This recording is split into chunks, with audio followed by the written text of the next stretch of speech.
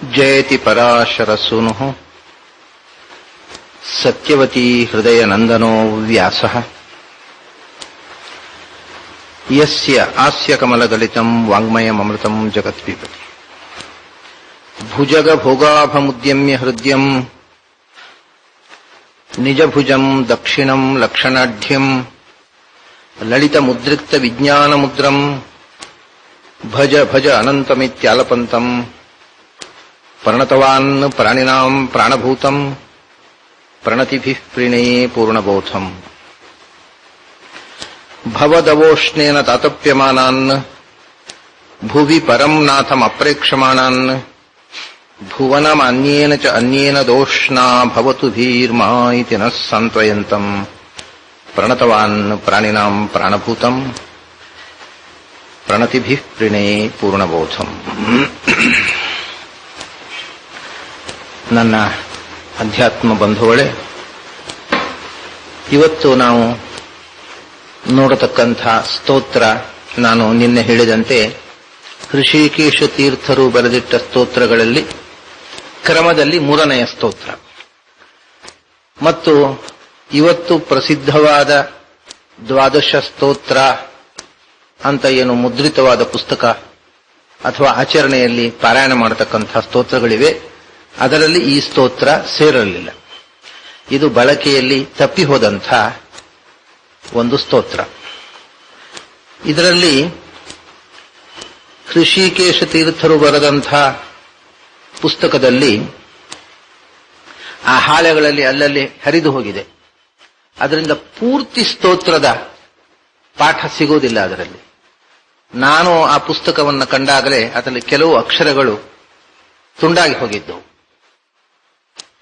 ಅದರ ನಂತರ ಅದನ್ನ ಪ್ರತಿ ತೆಗೆದಿಟ್ಟಂಥ ಇನ್ನೊಂದು ಹಸ್ತಪ್ರತಿಯನ್ನ ನಾನು ಪರಿಶೀಲಿಸಿದೆ. ಅದನ್ನ ಪಲಿಮಾರು ಮಠದಲ್ಲೇ ಇದರ 3 ಹಸ್ತಪ್ರತಿಗಳಿವೆ. ಈ ದ್ವಾದಶ ಸ್ತೋತ್ರದ ಪ್ರಾಚೀನ ಪಾಠದ್ದು. ಅದನ್ನ ರಘುವರಿಯ ತೀರ್ಥರು ಅಂತ ಪಲಿಮಾರು ಮಠದ ಸ್ವಾಮಿಗಳು, ಅವರು ಋಷಿಕೇಶ ತೀರ್ಥರ ಪುಸ್ತಕ ಪ್ರಾಯ ಗಲಿತವಾಯಿತು, ಅದೆಲ್ಲ ತುಂಡಾಗ್ತಾ ಇದೆ, ಅದರ ಓಲೆ ಅನ್ನುವುದಕ್ಕೋಸ್ಕರವೇ ಇರಬೇಕು. ಅದರ ಕೆಲವು ಭಾಗಗಳನ್ನು ಪ್ರತಿ ತೆಗೆದಿಟ್ಟಿದ್ದಾರೆ. ಅದರಲ್ಲಿಯೂ ದ್ವಾದಶ ಸ್ತೋತ್ರವನ್ನು ಬರೆದಿದ್ದಾರೆ. ಅದರಲ್ಲಿ ಕೂಡ ಕೆಲವು ಕಡೆ ಕೆಲವು ಶಬ್ದಗಳನ್ನು ಬಿಟ್ಟಿದ್ದಾರೆ. ಅವರು ಪ್ರಾಯ ಅವರು ಪ್ರತಿ ತೆಗೆಯುವಾಗಲೇ ಅದು ತುಂಡಾಗಿ ಹೋಗಿದೆ ಆ ಭಾಗ. ಅದರ ಕೆಲವು ಶಬ್ದಗಳನ್ನು ಬಿಟ್ಟಿದ್ದಾರೆ. ಆದರೆ ಅವರು ಅದರಲ್ಲಿ ಪ್ರತಿ ತೆಗೆಯುವಾಗ ಬಿಟ್ಟಿದ್ರು, ಅವರ ಅನಂತರದವರು, ರಘುವರಿಯ ತೀರ್ಥರ ಅನಂತರದವರು, ಈಗ ಸುಮಾರು 150 ವರ್ಷ ಕೆಳಗಿನವರು ರಘುರತ್ನ ತೀರ್ಥರು ಅಂತ ಒಬ್ಬರು ಸ್ವಾಮಿಗಳಿದ್ದರು ಪಲಿಮಾರು ಮಠದಲ್ಲಿ. ಅವರು ದ್ವಾದಶ ಸ್ತೋತ್ರದ ಈ ಹಳೆ ಪಾಠವನ್ನು ಬರೆದಿಟ್ಟಿದ್ದಾರೆ. ಅಂದ್ರೆ ಪಲಿಮಾರು ಮಠದಲ್ಲಿ ಮೊನ್ನೆವರೆಗೆ ಈ ಪ್ರಾಚೀನ ಪಾಠದ ಸಂಪ್ರದಾಯ ಇತ್ತು ಅಂತ ಅನ್ನೋದಕ್ಕೆ ನಮಗೆ ಗಮಕವಾಗಿ 19ನೇ ಶತಮಾನದ ತನಕವೂ ಇದರ ಹಸ್ತಪ್ರತಿಗಳು ಸಿಗ್ತವೆ. ಅವರು ರಘುವರಿಯ ತೀರ್ಥರು ಬರೆಯದೆ ಬ್ಲ್ಯಾಂಕ್ ಬಿಟ್ಟಂತಹ ಶಬ್ದಗಳನ್ನು ಕೂಡ ಅವರು ಬರೆದಿದ್ದಾರೆ, ರಘುರತ್ನ ತೀರ್ಥರು. ಅಂದ್ರೆ ಅದು ಅಲ್ಲಿ ಮುಖಪಾಠವಾಗಿ ಆ ಪಾಠ ಬಳಕೆಯಲ್ಲಿದ್ದದನ್ನು ಅವರು ಬರೆದಿದ್ದು ಅಂತ ಅರ್ಥ. ಹಸ್ತಪ್ರತಿಯಲ್ಲಿ ಆ ಶಬ್ದಗಳಿಲ್ಲ, ಹರಿದು ಹೋಗಿದೆ, ತಾಡ್ವಾಲೆ ತುಂಡಾಗಿ ಹೋಗಿದೆ. ಮತ್ತು ಮಧ್ಯದಲ್ಲಿ ಒಂದೊಂದು ಅಕ್ಷರವನ್ನ ಹುಳ ತಿಂದು ಹೋಗಿದೆ. ಒಂದು ಶಬ್ದ ಇದ್ರೆ ಮಧ್ಯದಲ್ಲಿ ಒಂದು ಅಕ್ಷರ ಇರೋದಿಲ್ಲ ಆ ಶಬ್ದದ್ದು, ಆ ಒಂದು ಅಕ್ಷರವನ್ನು ಹುಳ ಕೊರೆದು ಬಿಡುತ್ತೆ. ಹಾಗಾಗಿ ಕೆಲವು ಅಕ್ಷರ ಅವರು ಮೂಲ ಪಾಠದಲ್ಲಿ ಯಾವುದಿಲ್ಲ, ಅದನ್ನು ಹಾಗೆ ಬ್ಲ್ಯಾಂಕ್ ಬಿಟ್ಟಿದ್ದಾರೆ. ನಿಮಗೆ ಉದಾಹರಣೆಗೆ ಮುಂದೆ ಒಂದು ಶ್ಲೋಕ ಬರುತ್ತೆ, ಜ್ಞಾನ ಮುದ್ರಾ ಪುಸ್ತಕಾದಿ ಶಂಖಾಕ್ಷಾಯುಧಾರಿಣಂ ಅಂತ. ಅದನ್ನು ಅವರು ಏನು ಬರೆದಿದ್ದಾರೆ ಅಂದ್ರೆ ಜ್ಞಾನ ಮುದ್ರಾ ಅಂತ ಬರೆದು ಆಮೇಲೆ ಅಷ್ಟು ಜಾಗ ಖಾಲಿ ಬಿಟ್ಟು ಕೊನೆಗೆ ರಿಣಂ ಅಂತ ಬರೆದಿದ್ದಾರೆ. ಅಂದ್ರೆ ಮಧ್ಯದ ಅಷ್ಟು ಅಕ್ಷರಗಳು ಹರಿದು ಹೋಗಿವೆ, ತನಗೆ ಮೂಲ ಪುಸ್ತಕದಲ್ಲಿ ಸಿಗಲಿಲ್ಲ ಅಂತ ಅರ್ಥ. ಅಂದ್ರೆ ಯಥಾವತ್ತು ಪ್ರತಿ, ಅದು ಪ್ರಾಮಾಣಿಕವಾದ ಕಾಪಿ. ಆದರೆ ಅವರ ಅನಂತರದ ರಘುರತ್ನ ತೀರ್ಥರು ಈ ಜ್ಞಾನ ಮುದ್ರಾ ಪುಸ್ತಕಾದಿ ಶಂಖಾಕ್ಷಾಯುಧಾರಿಣಂ ಅಂತ ಪೂರ್ತಿ ಬರೆದಿಟ್ಟಿದ್ದಾರೆ. ಬಾಯಿಯಿಂದ ಬಾಯಿಗೆ ಬಂದ ಪಾಠವನ್ನು ಬರೆದದ್ದವರು. ಪುಸ್ತಕದಲ್ಲಿ ಇಲ್ಲ. ಪುಸ್ತಕದಲ್ಲಿ ನಮಗೆ ಪ್ರಾಚೀನ ಪುಸ್ತಕದಲ್ಲಿ ಆ ಶಬ್ದಗಳು ಹರಿದು ಹೋಗಿವೆ ಅಥವಾ ಹುಳ ತಿಂದು ಹೋಗಿದೆ, ತುಂಡಾಗಿ ಹೋಗಿದೆ, ತಾಡವಾಲೆ.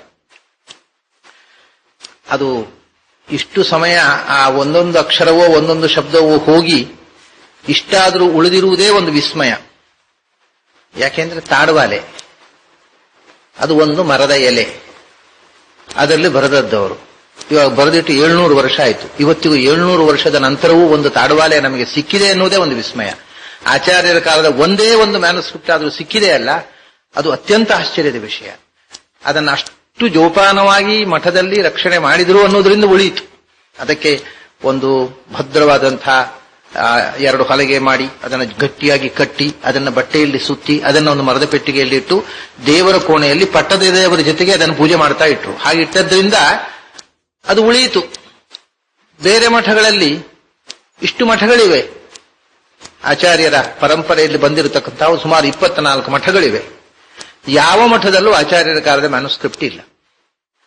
ಇದು ಒಂದೇ ಇರೋದು ನಮಗೀಗ ದೊರಕಿರೋದು. ಪ್ರಪಂಚದಲ್ಲೇ ಆಚಾರ್ಯರ ಕಾಲದ ಮ್ಯಾನುಸ್ಕ್ರಿಪ್ಟ್ ಅಂತ ಒಂದೇ ಇರೋದು, ಅದು ಹೃಷಿಕೇಶ ತೀರ್ಥರು ಬರೆದಿರೋದು.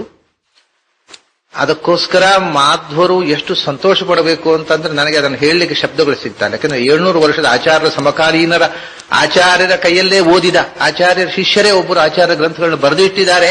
ಅದು ಸಿಕ್ಕಿದೆ ಅನ್ನೋದು ಅದು ಬಹಳ ಐತಿಹಾಸಿಕವಾಗಿ ಬಹಳ ಮಹತ್ವದ ಸಂಗತಿ. ಆದರೆ ಅದರ ಮಹತ್ವವೇ ಗೊತ್ತಿಲ್ಲ ಮಾಧ್ವರಿಗೆ. ಆ ಪುಸ್ತಕ ಸಿಕ್ಕಿದೆ ಅನ್ನೋದ್ರಿಂದ ಸಂತೋಷ ಇಲ್ಲ, ಅದರ ಪಾಠವನ್ನು ಒಪ್ಪಿಕೊಳ್ಳುವ ಸೌಜನ್ಯ ಇಲ್ಲ, ಬರೇ ಧೂರ್ತತನ ನಡೀತಾ ಇದೆ. ಒಬ್ಬ ವಿದೇಶಿಯರಿಗೆ ಈ ವಿಷಯ ಗೊತ್ತಾದ್ರೆ ಹುಚ್ಚೆದ್ದು ಕುಣಿದಾರು. ಆಚಾರ್ಯ ಈ ಶೇಕ್ಸ್ಪಿಯರ್ ಕಾಲದ ಒಂದು ಮ್ಯಾನುಸ್ಕ್ರಿಪ್ಟ್ ಇದೆ ಅಂತಂದ್ರೆ ಪಾಶ್ಚಾತ್ಯರು ಅದಕ್ಕೆ ಲಕ್ಷಾಂತರ ಡಾಲರ್ಸ್ ಕೊಟ್ಟು ಪ್ರಿಸರ್ವ್ ಮಾಡ್ತಾರೆ. ಅದೇ ಆಚಾರ್ಯರ ಕಾಲದ್ದು, ಆಚಾರ್ಯರ ಹತ್ರ ಓದಿದ ಆಚಾರ್ಯರ ಸಾಕ್ಷಾತ್ ಶಿಷ್ಯರ ಒಬ್ರು ಬರೆದಿದ್ದು ಮ್ಯಾನುಸ್ಕ್ರಿಪ್ಟ್ ಸಿಕ್ಕಿದೆ ಅಂದ್ರೆ ಆ ಬರಹ ನೋಡುವುದೇ ಒಂದು ವಿಸ್ಮಯ. ಅವರ ಹಸ್ತಾಕ್ಷರ ನೋಡ್ಲಿಕ್ಕೆ ಸಿಗುತ್ತೆ ಅನ್ನೋದೇ ಒಂದು ವಿಸ್ಮಯ. ಆಚಾರ್ಯರ ಶಿಷ್ಯರೇ ಬರೆದದ್ದು ಅಂದ್ಮೇಲೆ ಆಚಾರ್ಯರಿಗೆ ಹೆಚ್ಚು ಸಮ್ಮತವಾದ ಪಾಠ. ಆ ಪಾಠವನ್ನು ಎಡಿಟ್ ಮಾಡುವ ಒಬ್ಬ ಸಂಶೋಧಕನಿಗೆ ಬಹಳ ಮಹತ್ವದ ಪುಸ್ತಕ ಅದು. ಸಂಶೋಧನಾ ಪ್ರಜ್ಞೆಯೇ ಹೊರಟು ಹೋಗಿದೆ ಮಾಧ್ವರಲ್ಲಿ. ಅದರ ಮಹತ್ವವನ್ನು ತಿಳ್ಕೊಳ್ಳುವಂತಹ ಒಂದು ಸಹೃದಯತೆಯೇ ಹೊರಟು ಹೋಗಿದೆ. ಆ ಪುಸ್ತಕವನ್ನೇ ಕೀಟ್ಲೆ ಮಾಡೋದು, ಅದರ ಬಗ್ಗೆ ಅಪಹಾಸ್ಯ ಮಾಡಿ ಲೇಖನ ಬರೆಯುವುದು, ಇಂಥ ಕೆಲಸ ನಡೀತಾ ಇದೆ. ಅದಿರಲಿ, ಅದನ್ನ ನಾವು ಮರೆತು ಬಿಡೋಣ. ನಾವು ಹೃಷಿಕೇಶ ತೀರ್ಥರ ಒಂದು ಪುಸ್ತಕ ಸಿಕ್ಕಿತು ಅನ್ನೋದರ ಬಗ್ಗೆ ಬಹಳ ಸಂತೋಷ ಪಡಬೇಕು. ಅದಕ್ಕಿಂತ ಹೆಚ್ಚು ವಿಸ್ಮಯ ಪಡಬೇಕು. ಪ್ರಾಯ 700 ವರ್ಷ ಹಿಂದಿನ ಒಂದು ತಾಡವಾಲೆ ಮ್ಯಾನುಸ್ಕ್ರಿಪ್ಟು ಇಡೀ ಪ್ರಪಂಚದಲ್ಲಿ ಇರುವುದು ಅದು ಒಂದೇ. ಎಲ್ಲ ನನಗೆ ಕಂಡ ಹಾಗೆ 300 ವರ್ಷಕ್ಕಿಂತ ಹಿಂದಿನ ಯಾವ ತಾಡವಾಲೆಯೂ ಇವತ್ತು ಉಳಿದಿಲ್ಲ, ನಾಶವಾಗಿ ಹೋಗಿದೆ. ಬಹಳ ಹಿಂದಿನದ್ದು ಅಂದ್ರೆ 300 ವರ್ಷ. ಇದು 700 ವರ್ಷದ ಹಿಂದಿನ ಒಂದು ತಾಡವಾಲೆ ಇವತ್ತಿನ ತನಕ ಸುಮಾರು ಇಂಟ್ಯಾಕ್ಟ್ ಆಗಿದೆ. ಆದರೆ ಈಗ ನೀವು ಎಲ್ಲಿ ಮುಟ್ಟಿದ್ರೆ ಅಲ್ಲಿ ತುಂಡಾಗುತ್ತೆ, ಅದು ಅಷ್ಟು ಬ್ರಿಟ್ಲ್ ಆಗಿದೆ. ಆದರೂ ಅದನ್ನ ಹ್ಯಾಂಡಲ್ ಮಾಡುವಂಥ ಜಾಗ್ರತೆ ನಮಗಿದ್ದರೆ ಆ ಗ್ರಂಥವನ್ನ ಇವತ್ತಿಗೂ ನೋಡಬಹುದು. ನಾನು ಇವತ್ತಿಗೂ ಅದನ್ನ ಉಡುಪಿ ಹೋದಾಗ ಪರಿಶೀಲಿಸ್ತೇನೆ. ಆ ಗ್ರಂಥವನ್ನ ಅದನ್ನು ಓದಲಿಕ್ಕೆ ಆಗದ ಸ್ಥಿತಿಯಲ್ಲಿ ಏನೂ ಇಲ್ಲ, ಅದ್ರ ಬಹಳ ಜಾಗ್ರತೆ ಬೇಕು. ಸುಮ್ಮನೆ ಯಾವುದೋ ಒಂದು ಎಲೆ ತೆಗೆದುಬಿಟ್ರೆ ತೆಗೆದಷ್ಟು ಭಾಗ ಮಾತ್ರ ಕೈಯಲ್ಲಿ ಬಂದ್ಬಿಡುತ್ತೆ. ತುಂಬಾ ಎಚ್ಚರದಿಂದ ಅದನ್ನು ಹ್ಯಾಂಡಲ್ ಮಾಡಬೇಕಷ್ಟೇ. ಆ ಗ್ರಂಥ ಇಷ್ಟು ಸಮಯ ಪ್ರಕಟವಾಗದೆ ಈಗ ಯಾಕೆ ಬಹಿರಂಗ ಆಯಿತು ಅಂತ ನಿಮಗೊಂದು ಸಂಶಯ ಬರಬಹುದು. ಹೃಷಿಕೇಶ ತೀರ್ಥರು ಬರೆದದ್ದನ್ನ ಬೇರೆ ಯಾರೂ ಯಾಕೆ ಉಲ್ಲೇಖ ಮಾಡಿಲ್ಲ, ಬೇರೆ ಹಿಂದಿನ ವ್ಯಾಖ್ಯಾನಕಾರರು. ವಿಶ್ವಪತಿ ತೀರ್ಥರು ಕೂಡ ಇದು ಆದೇಶ ಸ್ತೋತ್ರದಲ್ಲಿ ತಾವು ಇದನ್ನು ಯಾಕೆ ಬಳಸಲಿಲ್ಲ ಅಂತ ನಿಮಗೊಂದು ಸಂಶಯ ಬರಬಹುದು. ಅದಕ್ಕೆ ನನಗೆ ತಿಳಿದ ಹಾಗೆ ಒಂದು ಕಾರಣ ಇದೆ. ಈ ಪುಸ್ತಕವನ್ನ ಪಲಿಮಾರ ಮಠದ ಪರಂಪರೆಯವರು ಯಾರಿಗೂ ಕೊಡ್ತಿರ್ಲಿಲ್ಲ. ಪ್ರಾಯ ಬೇರೆ ಮಠದ ಸ್ವಾಮಿಗಳಿಗೂ ಕೊಡ್ಲಿಲ್ಲ ಅದನ್ನ. ಯಾಕೆಂದ್ರೆ ಕೊಟ್ರೆ 2 ಭಯ.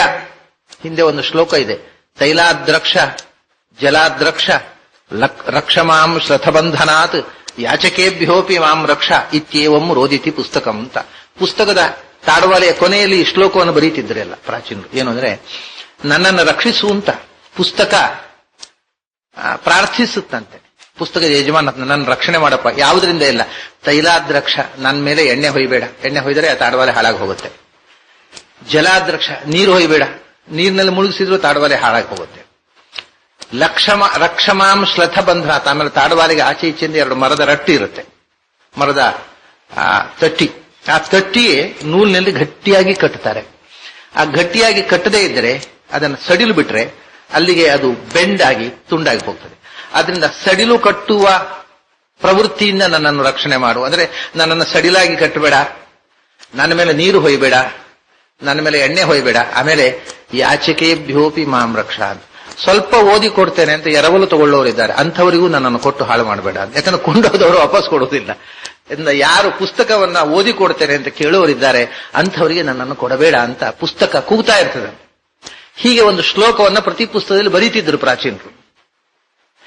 ಹಾಗಾಗಿ ಮಠದಲ್ಲಿ ಒಂದು ಮಠದಲ್ಲಿ ಇದ್ದ ಪುಸ್ತಕವನ್ನು ಇನ್ನೊಂದು ಮಠದವರಿಗೆ ಕೊಡ್ತಿರ್ಲಿಲ್ಲ ಹಿಂದೆ.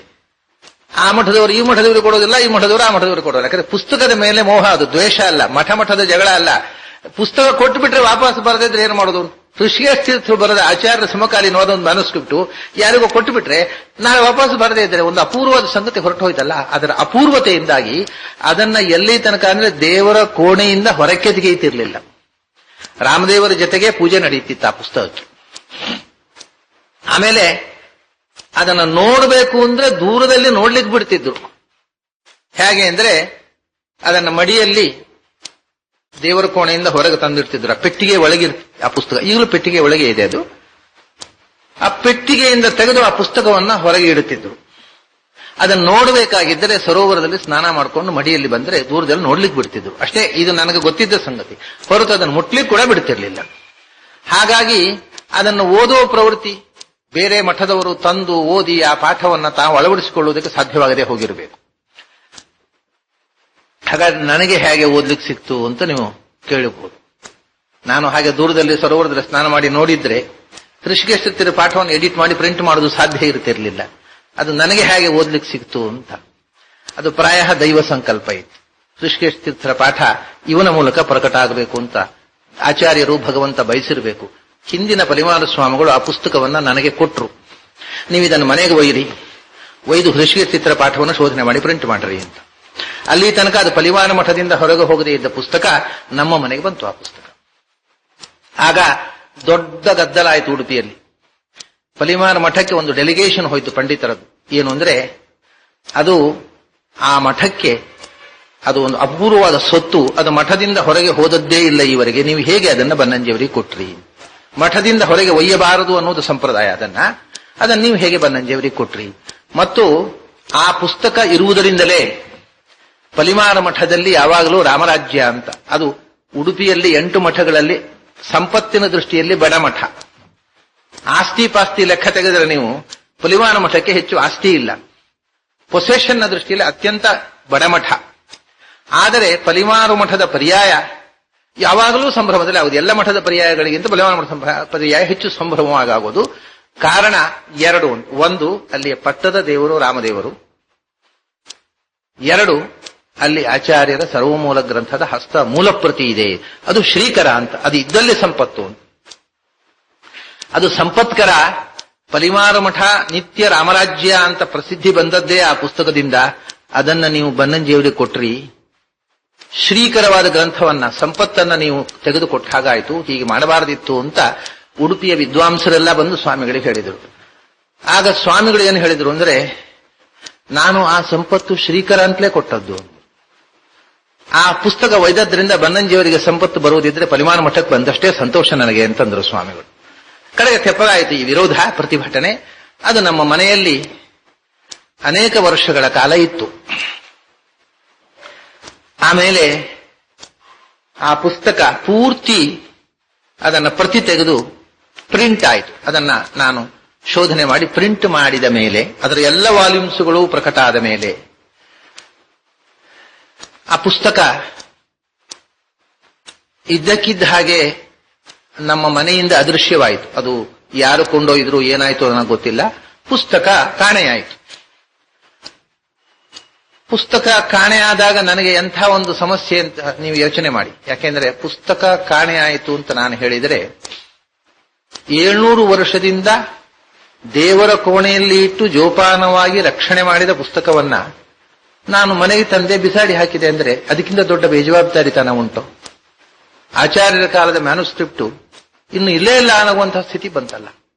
ನನಗೆ ಆ ಎಂಥ ಕಷ್ಟ, ಎಂಥ ನೋವು, ಎಂಥ ಯಾತನೆಯನ್ನು ಅನುಭವಿಸಿದೆ ನಾನು ಆವಾಗ ಅನ್ನೋದನ್ನ ನೀವು ಊಹಿಸಬಹುದು. ಹೇಗೆ ಹೇಳುವುದು? ಪುಸ್ತಕ ಕಾಣೆಯಾಯಿತು ಅಂತ ಯಾವ ಬಾಯಲ್ಲಿ ಹೇಳೋದು ನಾನು? ಅದು ತೀರಾ ಇರ್ರೆಸ್ಪಾನ್ಸಿಬಿಲಿಟಿ ಆಗಿಬಿಡ್ತದೆ. ಆದ್ರೆ ಹೇಳಿದ ಉಪಾಯ ಎಲ್ಲ ಹೋಗಿ ಹೇಳಿದೆ ಮಠದಲ್ಲಿ, ಆ ಪುಸ್ತಕ ಕಾಣೆಯಾಗಿದೆ ಸ್ವಾಮಿ, ಏನಾಗಿದೆ ಗೊತ್ತಿಲ್ಲ. ಜನರು ನಂಬಲಿಲ್ಲ. ಏನು ತಿಳ್ಕೊಂಡ್ರು ಗೊತ್ತಾ ಜನ? ನಾನು ಆಗ ಹೇಳಿದೆ, ಶೇಕ್ಸ್ಪಿಯರ್ನ ಕಾಲದ ಮ್ಯಾನುಸ್ಕ್ರಿಪ್ಟು, ಶೇಕ್ಸ್ಪಿಯರ್ನ ನಾಟಕಗಳು ಶೇಕ್ಸ್ಪಿಯರ್ನ ಕಾಲದ್ದೇ ಅಥವಾ ಶೇಕ್ಸ್ಪಿಯರೇ ಬರೆದದ್ದು ಸಿಕ್ಕಿದ್ರೆ ಹೇಗೆ ವಿದೇಶಿಯರು ಹುಚ್ಚು ಕಟ್ತಾರೆ, ಹಾಗೆ ವಿದೇಶಿಯರಿಗೆ ಎಲ್ಲೋ ಈ ಗ್ರಂಥ ಆಚಾರ್ಯರ ಕಾಲದೊಂದು ಗೊತ್ತಾಗಿ ಲಕ್ಷಾಂತರ $1 ಬನ್ನಂಜಿಗೆ ಟಿಪ್ಪು ಕೊಟ್ಟುಕೊಂಡು ಹೋಗಿರಬೇಕು ಅಂತ ಒಂದು ಪ್ರಚಾರ ಆಯಿತು ಉಡುಪಿಯಲ್ಲಿ. ಅವನು ದುಡ್ಡು ಮಾಡಿರಬೇಕು ಆ ಪುಸ್ತಕವನ್ನು ವಿದೇಶಕ್ಕೆ ಮಾರಿ. ಯಾಕಂದ್ರೆ ಆಚಾರ್ಯ ಕಾಲದ ಮ್ಯಾನುಸ್ಕ್ರಿಪ್ಟ್ ಅಂತಂದ್ರೆ ಅದಕ್ಕೆ ಬಹಳ ಬೆಲೆ ಬಾಳುವಂಥದ್ದು. ಇವನು ಅದನ್ನು ಯಾರಿಗೋ ವಿದೇಶಿಯರಿಗೆ ಮಾರಿದ್ದಾನೆ. ಯಾಕಂದ್ರೆ ಜನರಿಗೆ ಗೊತ್ತಿದೆ, ವಿದೇಶದ ಅನೇಕ ಮಂದಿ ನನ್ನ ಹತ್ರ ಪಾಠಕ್ಕೆ ಬರ್ತಿದ್ರು. ಓಹೋ, ಈ ಪಾಠ ಹೇಳೋ ನೆಪದಲ್ಲಿ ಈ ಪುಸ್ತಕ ಮಾರಿ ದುಡ್ಡು ಮಾಡಿರ್ಬೇಕು ಬನ್ನಂಜೆ ಅಂತ ಒಂದು ಅಪವಾದ ಹೊರಟಿತ್ತು. ನಾನೇನ್ ಮಾಡ್ಬೇಕು ಹೇಳಿ? ಅಪವಾದವನ್ನು ಸಹಿಸಿಕೊಂಡು ಕೂಡಬೇಕು. ಅಲ್ಲ ಅಂತ ಹೇಳಿ ಪುಸ್ತಕ ಇದೆ ಅಂತ ತೋರಿಸ್ಲಿಕ್ಕೆ ಎಲ್ಲಿದೆ ಗೊತ್ತಿಲ್ಲ ನನಗೆ. ಸುಮ್ಮನೆ ಏಕಾಂತದಲ್ಲಿ ಕೂತು ಅಳೋದು.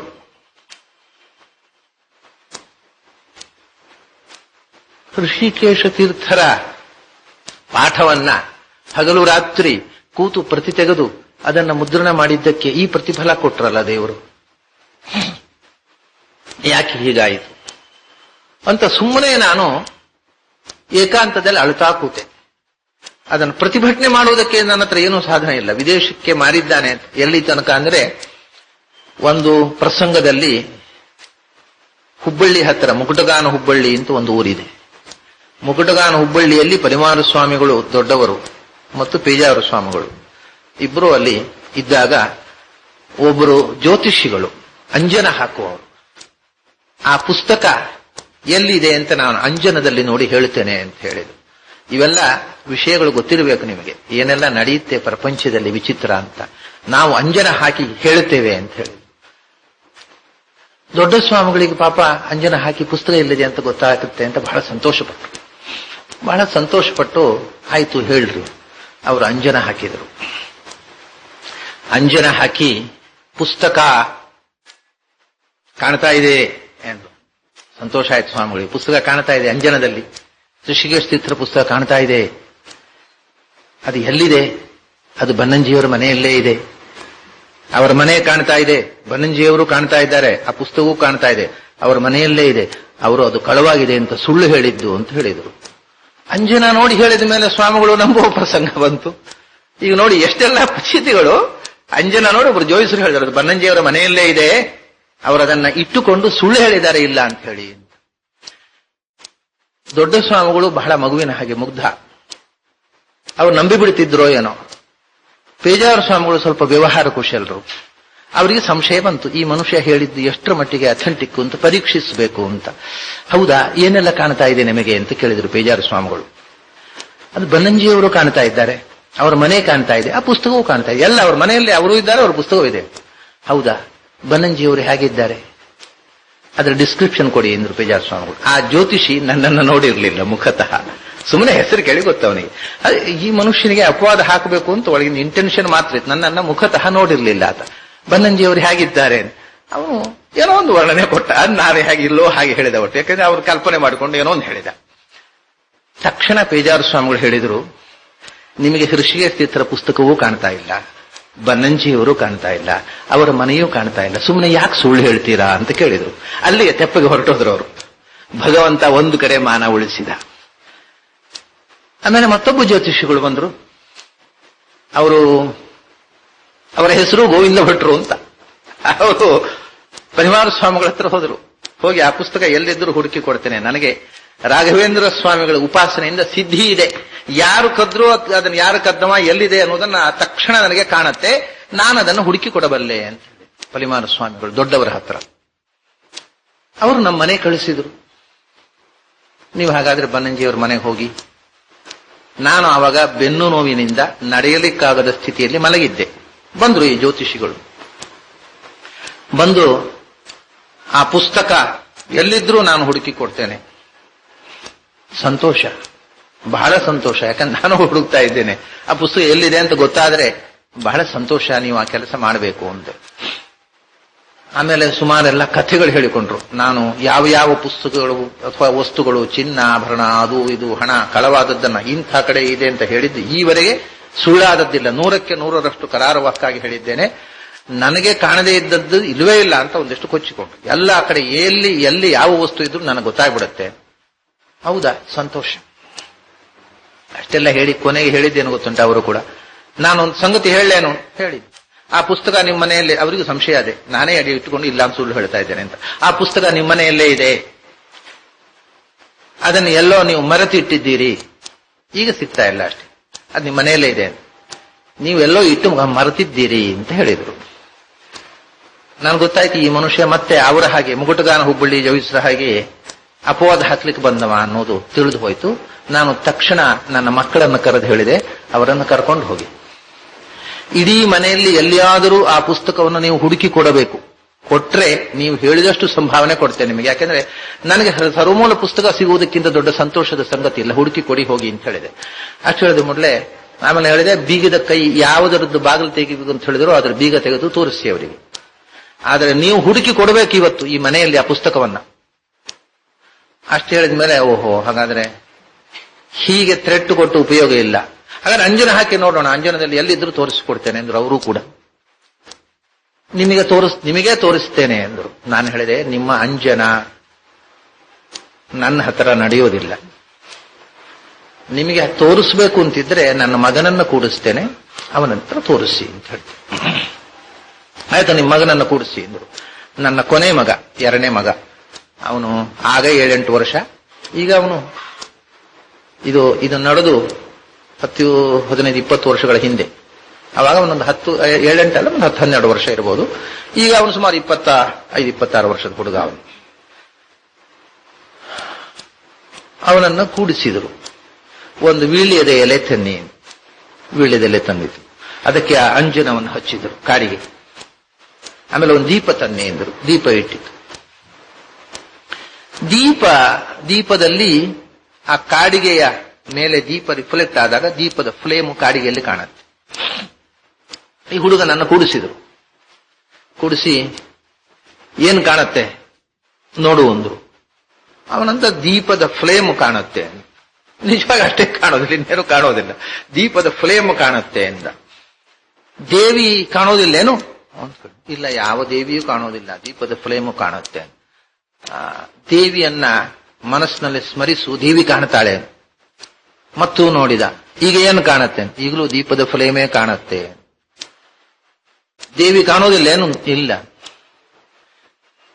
ಜೋಯಿಸರು ಹೇಳ್ತಾ ಇದ್ದಾರೆ ಬೇಗ ಬರಬೇಕು ಅಂತ ಹೇಳು. ಯಾವ ದೇವರು ಹೆದರಿ ಬರ್ತಾನೆ ನೋಡು ಹೇಳೋದು ಅವನಿಗೆ. ಜೋಯಿಸರು ಹೇಳ್ತಾ ಇದ್ದಾರೆ ಬೇಗ ಬರಬೇಕು ಅಂತ ಹೇಳು ದೇವಿಗೆ. ಅಷ್ಟೇ ಹೇಳಿದ ತಕ್ಷಣ ಹೆದರಿ ಬರ್ತಾಳೆ ಅಂತ ತಿಳ್ಕೊಂಡ್ರು, ಏನೋ ಗೊತ್ತಾಗಿಲ್ಲ. ಅವನು ಹೇಳಿದ, ಆ ಜೋಯಿಸರು ಹೇಳ್ತಾರೆ ಅಂತ ಹೇಳಿದ್ರು ಬರ್ತಾ ಇಲ್ಲ, ಅವಳು ಬರೀ ದೀಪದ ಫ್ಲೇಮ್ ಕಾಣ್ತಾ ಇದೆ ಎಂದ ನಮ್ಮ ಹುಡುಗ. ಇದು ನನ್ನ ಕೋಣೆಯಲ್ಲೇ ನಡೆದಂತ ಘಟನೆ. ಆವಾಗ ನನಗೆ ಏನೋ ಅನ್ನಿಸಿತು, ಈ ಮನುಷ್ಯ ಬಹಳ ತಾಮಸವಾದ ರೀತಿಯಲ್ಲಿ ವರ್ತನೆ ಮಾಡ್ತಾ ಇದ್ದಾನೆ. ಏನ್ ದೇವರನ್ನ ಜೋಯಿಸರು ಹೇಳ್ತಾ ಇದ್ದಾರೆ ಕೂಡಲೇ ಬರಬೇಕು ಅಂತ ಹೇಳಿ ಆರ್ಡರ್ ಮಾಡುವುದು, ಆ ವರ್ತನೆ ನನಗೆ ಅಸಹ್ಯ ಕಂಡಿತು ಅವನದ್ದು. ಮೊದಲು ಅವನ ಪುಸ್ತಕ ನಿಮ್ಮ ಮನೆಯಲ್ಲಿದೆ ಅಂತ ಹೇಳಿದ್ದು. ಅಂದ್ರೆ ಇವನು ದುರುದ್ದೇಶದಿಂದ ಬಂದ ಮನುಷ್ಯ, ನಿಜವಾದ ಸಾತ್ವಿಕನಾದ ಜ್ಯೋತಿಷಿ ಅಲ್ಲ, ಮಂತ್ರವಾದಿ ಅಲ್ಲ ಅಂತ ಅನಿಸಿತು ನನಗೆ. ನಾನು ತಕ್ಷಣ ಹಾಸಿಗೆಯಲ್ಲಿ ಎದ್ದು ಕೂತೆ. ನಾನು ಆ ತನಕ ಅಂಜನ ಹಾಕಿದವನಲ್ಲ, ಅಂಜನ ಪ್ರಯೋಗ ಹೇಗೆ ಮಾಡುವುದು ಅನ್ನೋದನ್ನ ಕಣ್ಣಿನಿಂದ ಕಂಡವನು ಅಲ್ಲ. ನನಗೆ ಆಗ ಅನಿಸಿತು, ಇವನು ಮುಂದೆ ನಾನು ಅಂಜನ ಹಾಕಿ ತೋರಿಸ್ಬೇಕು. ನಾನು ಹೇಳಿದೆ, ನೀನು ಈ ಕೋಣೆಯ ಒಳಗೆ ಕೂತರೆ ಯಾವ ದೇವತೆಗಳು ಬರುವುದಿಲ್ಲ ಒಳಗೆ, ನೀನು ಹೊರಗೆ ಹೋಗು ಒಂದೇ. ಅವನು ಹೊರಗೆ ಹೋಗಿ ಕೂಡು ಅಂತ. ಅದನ್ನ ನೀನು ನೋಡ್ಬೇಕಲ್ಲ ಏನ್ ನಡೀತು ಅನ್ನೋದನ್ನ. ಅದಕ್ಕೆ ಬಾಗಲ ಹೊಸ್ತಿಲಿನಿಂದ ಆಚೆ ಕೂಡು, ಒಳಗೆ ನೋಡ್ತಾ ಇರು, ನಾನು ಅಂಜನ ಹಾಕಿಸ್ತೇನೆ ನನ್ನ ಹುಡುಗನ ಹತ್ರ ಅಂತ ಹೇಳಿದೆ. ಸುಮ್ಮನೆ ಹುಚ್ಚು ಧೈರ್ಯ. ನಾನು ಅಷ್ಟೋರಿಗೆ ಅಂಜನ ಹಾಕಿದವನಲ್ಲ. ಅವನು ಹೊರಗೆ ಕೂಡು ಅಂದೆ. ಅವನು ಹೊರಗೆ ಹೋಗಿ ಕೂತ ಮೇಲೆ ಅಪಸರ್ಪಂತು ತೇ ಭೂತಾಹ ಯೇ ಭೂತಾಹ ಭೂ ಸಂಸ್ಥಿತ ಅಂತ ಮನಸ್ಸಿನಲ್ಲಿ ಧ್ಯಾನ ಮಾಡ್ತಾ ಈ ಭೂತೋಚ್ಚಾಟನೆ ಮಾಡಿ ನನ್ನ ಮಗನ ಹತ್ರ ಹೇಳಿದೆ, ನೀನು ಪ್ರಾರ್ಥನೆ ಮಾಡಪ್ಪ, ರಾಘವೇಂದ್ರ ಸ್ವಾಮಿಗಳನ್ನ ಪ್ರಾರ್ಥನೆ ಮಾಡು. ಯಾಕೆಂದ್ರೆ ನಮ್ಮ ಮನೆಯಲ್ಲಿ ರಾಘವೇಂದ್ರ ಸ್ವಾಮಿಗಳ ದೊಡ್ಡ ಬೃಂದಾವನ ಇದೆ, ಗುಡಿ ಇದೆ. ಅವರಿಗೆ ಬಹಳ ಪ್ರಿಯವಾದ ಪುಸ್ತಕ ಅವರ ಸನ್ನಿಧಾನದಲ್ಲೇ ಇತ್ತು. ಅದು ಯಾಕೆ ಕಾಣೆಯಾಯಿತು? ಪ್ರಾರ್ಥನೆ ಮಾಡು, ರಾಘವೇಂದ್ರ ಸ್ವಾಮಿಗಳನ್ನ ಪ್ರಾರ್ಥನೆ ಮಾಡು ಮನಸ್ಸಿನಲ್ಲಿ ಅಂತ ಹೇಳಿದೆ. ಅವನು ತಕ್ಷಣ ಹೇಳಿದ, ಅಪ್ಪ ರಾಘವೇಂದ್ರ ಸ್ವಾಮಿಗಳು ಕಾಣ್ತಾ ಇದ್ದಾರೆ ಅಂಜನದಲ್ಲಿ. ಈ ಮಂತ್ರವಾದಿ ನಿಮ್ಗೆ ದೂರ ಕೊಡು, ಒಳಗೆ ಬಂದ್ರೆ ಹೋಗಿಬಿಡ್ತಾರೆ ರಾಘವೇಂದ್ರ ಸ್ವಾಮಿ, ನೀವು ಹೊರಗೆ ಕೊಡು ಅಂದೆ. ರಾಘವೇಂದ್ರ ಸ್ವಾಮಿಗಳು ಕಾಣ್ತಾ ಇದ್ದಾರೆ ಅಂಜನದಲ್ಲಿ ಅಂದ. ಹೇಗೆ ಕಾಣ್ತಾ ಇದ್ದಾರೆ ಅಂದ್ರೆ ಫೋಟೋದಲ್ಲಿ ಕಂಡ ಹಾಗಲ್ಲ, ಅಥವಾ ವಿಗ್ರಹ ಆಗಲ್ಲ, ಅಲೈವ್.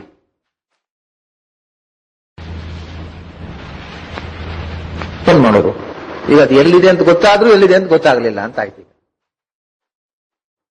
ಆ ಪುಸ್ತಕ ನಮಗೆ ಬರಬೇಕಲ್ಲ,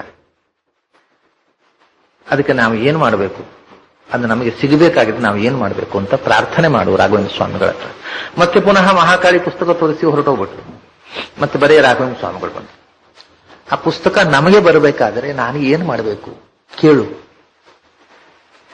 ಅದಕ್ಕೆ ರಾಘವೇಂದ್ರ ಸ್ವಾಮಿಗಳು ಹೇಳಿದರಂತೆ ಅವನಿಗೆ. ಅವನು ಹೇಳ್ತಾನೆ, ನೀನು ಏನು ಮಾಡುವುದು ಬೇಡ, ನೀನು ಮಾಡಿದ್ರಲ್ಲಿ ನನಗೆ ಪೂರ್ತಿ ತೃಪ್ತಿ ಇದೆ, ಪುಸ್ತಕ ಬರುತ್ತೆ, ನಿಶ್ಚಿಂತೆಯಿಂದ ಇರು, ನೀನೇನೂ ಮಾಡಬೇಕಾದ್ದಿಲ್ಲ ಅಂತ ಹೇಳ್ತಾರೆ. ಆಮೇಲೆ ಹೇಳಿದ, ಹಾಗೆ ಮಾಡಬೇಕು, ಏನಾದರೂ ಮಾಡಬೇಕು ಅಂತ ನಿನಗೆ ಆಸೆ ಇದ್ದರೆ ನನಗೊಂದು ಹೂವಿನ ಪೂಜೆ ಮಾಡಿಸು ಅಂತ ಹೇಳ್ತಾರೆ. ಇದೇನು ವಿಚಿತ್ರ, ಎಲ್ಲಿ ಹೂವಿನ ಪೂಜೆ ಮಾಡಿಸ್ಬೇಕು ಕೇಳಿದೆ ನಾನು. ಇದೆಲ್ಲವನ್ನ ಕೇಳ್ತಾ ಇದ್ದಾನೆ ಆ ಜ್ಯೋತಿಷಿ ಹೊರಗಡೆ ಕೂತ್ಕೊಂಡು. ಎಲ್ಲಿ ಹೂವಿನ ಪೂಜೆ ಮಾಡಿಸ್ಬೇಕು? ನಮ್ಮ ಮನೆಯಲ್ಲಿ ಮಾಡಿಸ್ಬೇಕೋ, ಅಥವಾ ಉಡುಪಿಯಲ್ಲಿ ಕೃಷ್ಣ ಮಠದ ಎದುರುಗಡೆ ಒಂದು ರಾಯರ ಬೃಂದಾವನ ಗುಡಿ ಇದೆ, ಅಲ್ಲಿ ಮಾಡಿಸ್ಬೇಕೋ, ಅಥವಾ ಮಂತ್ರಾಲಯದಲ್ಲಿ ಮಾಡಿಸ್ಬೇಕು? ಎಲ್ಲಿ ಮಾಡಿಸ್ಬೇಕು ಕೇಳು ಅಂದೆ ಅವನ ಹತ್ರ.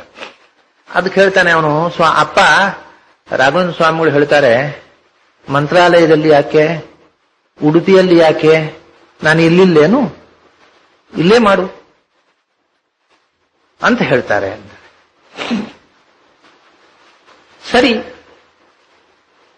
ಆಯ್ತಪ್ಪ, ಮಾಡಿಸ್ತೀನಿ. ಅಲ್ಲಿಗೆ ಪುಸ್ತಕ ನಾನು ತರಿಸಿ ಕೊಡ್ತೇನೆ, ನೀನೇನೂ ಮಾಡಬೇಡ, ಇಷ್ಟು ನಿರ್ದೇಶ ಆಯ್ತು.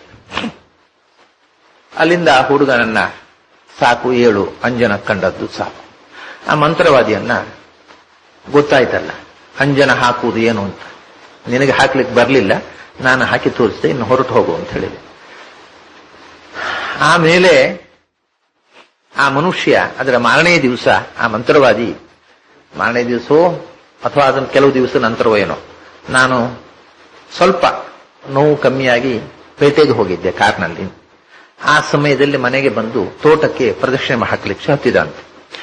ತೋಟಕ್ಕೆ ಪ್ರದಕ್ಷಿಣೆ ಹಾಕುವುದನ್ನು ನೋಡಿ ನಮ್ಮ ಮನೆ ಮಂದಿ, ನನ್ನ ಮಕ್ಕಳು, ನನ್ನ ಹೆಂಡತಿ ಎಲ್ಲ ಹೆದರಿದ್ರು, ಏನೋ ಮಂತ್ರವಾದ ಮಾಡ್ತಾನೆ ಇವನು. ತೋಟಕ್ಕೆ ಪ್ರದಕ್ಷಿಣೆ ಬರ್ತಾ ಇದ್ದಾನೆ ಸಂಜೆ ಹೊತ್ತು, ನಾನು ಇಲ್ಲದೆ ಇದ್ದಾಗ. ಹೆದರ್ಕೊಂಡ್ರು, ಇಲ್ಲ ಆತ ಎಂಥದೋ ಬಂದು ಮಾಡ್ತಾ ಇದ್ದಾನೆ, ನಮ್ಗೇನಾದ್ರೂ ತೊಂದರೆ ಮಾಡಿದರೆ ನಮಗೆ ಹೆದರಿಕೆ ಆಗತ್ತೆ ಅಂದ್ರು ನಮ್ಮ ಮನೆ ಮಂದಿ. ನಾನು ಹೇಳಿದೆ, ನೀವು ಯಾರು ಏನೂ ಹೆದರೋದು ಬೇಡ, ಅವನು ಏನೂ ಮಾಡ್ಲಿಕ್ಕೆ ಆಗೋದಿಲ್ಲ, ಅದ್ರ ಬಗ್ಗೆ ನೀವು ನಿರ್ಭಯವಾಗಿರಿ. ಮರುದಿವಸ ಒಬ್ಬ ಮೆಸೆಂಜರ್ ಅನ್ನು ಕಳಿಸಿದ ಆತ.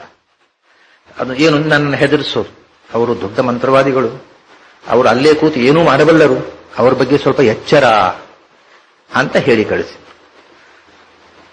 ಅದಕ್ಕೆ ನಾನು ಹೇಳಿದೆ, ಆತನಿಗೆ ಏನು ಮಾಡಲಿಕ್ಕೆ ತಾಕತ್ತುಂಟೋ ಅದನ್ನು ಪ್ರಯೋಗ ಮಾಡಲಿಕ್ಕೆ ಹೇಳಿ, ಏನು ಬೇಕಾದ್ರೆ ಮಾಡಲಿ, ಎಂಥ ಪ್ರಯೋಗ ಬೇಕಾದ್ರೆ ಮಾಡಲಿ, ಆತನಿಗೆ ಏನು ಮಾಡ್ಲಿಕ್ಕೆ ಬರುತ್ತೋ ಅದನ್ನ ಮಾಡ್ಲಿಕ್ಕೆ ಹೇಳಿ. ಅದನ್ನ ಈ ಕಾಂಪೌಂಡಿನೊಳಗೆ ಬರದಂತೆ ಮಾಡುವ ತಾಕತ್ತು ನನಗಿದೆ, ಅವನು ಏನ್ ಮಾಡ್ಲಿ ತಾಕತ್ತಿದೆಯೋ ಅದನ್ನ ಮಾಡಲಿ, ಆದರೆ ಆತ ಮಾತ್ರ ನನ್ನ ಕಾಂಪೌಂಡಿನ ಒಳಗೆ ಬರಬಾರದು. ಬಂದರೆ ನಾನು ಪೊಲೀಸರಿಗೆ ಫೋನ್ ಮಾಡಿ ಅರೆಸ್ಟ್ ಮಾಡಿಸ್ತೇನೆ ಆತನನ್ನು. ಈ ಕಾಂಪೌಂಡ್ ಒಳಗೆ ಕಾಲಿಡಬಾರದು ಆತ. ಅವನ ಮನೆಯಲ್ಲಿ ಕೂತು ಏನ್ ಬೇಕಾದ್ರೆ ಪ್ರಯೋಗ ಮಾಡಲಿ, ಅದನ್ನ ಈ ಕಾಂಪೌಂಡ್ ಒಳಗೆ ಬರದಂತೆ ನೋಡಿಕೊಳ್ಳತಕ್ಕಂತಹ ಪ್ರಯತ್ನ ನಾನು ಮಾಡ್ತೀನಿ, ಬೇಕಾದ್ದು ಮಾಡ್ಲಿ ಅಂತ ಹೇಳಿದೆ. ಆತ ತೆಪ್ಪಗಾದ. ಈಗ ಒಂದು ಹೂವಿನ ಪೂಜೆ ಮಾಡಿಸೋ ಕಾರ್ಯಕ್ರಮ ಬಾಕಿ ಉಳಿತಲ್ಲ. ನನ್ನ ಕೈಯಲ್ಲಿ ವಾಸ್ತವಿಕವಾಗಿ ನಾನು ಒಂದು 2 ತಿಂಗಳಿಂದ ನಾನು ಬೆನ್ನು ನೋವಿನಿಂದ ಮನೆಯಲ್ಲಿ ಮಲಗಿದ್ದೆ.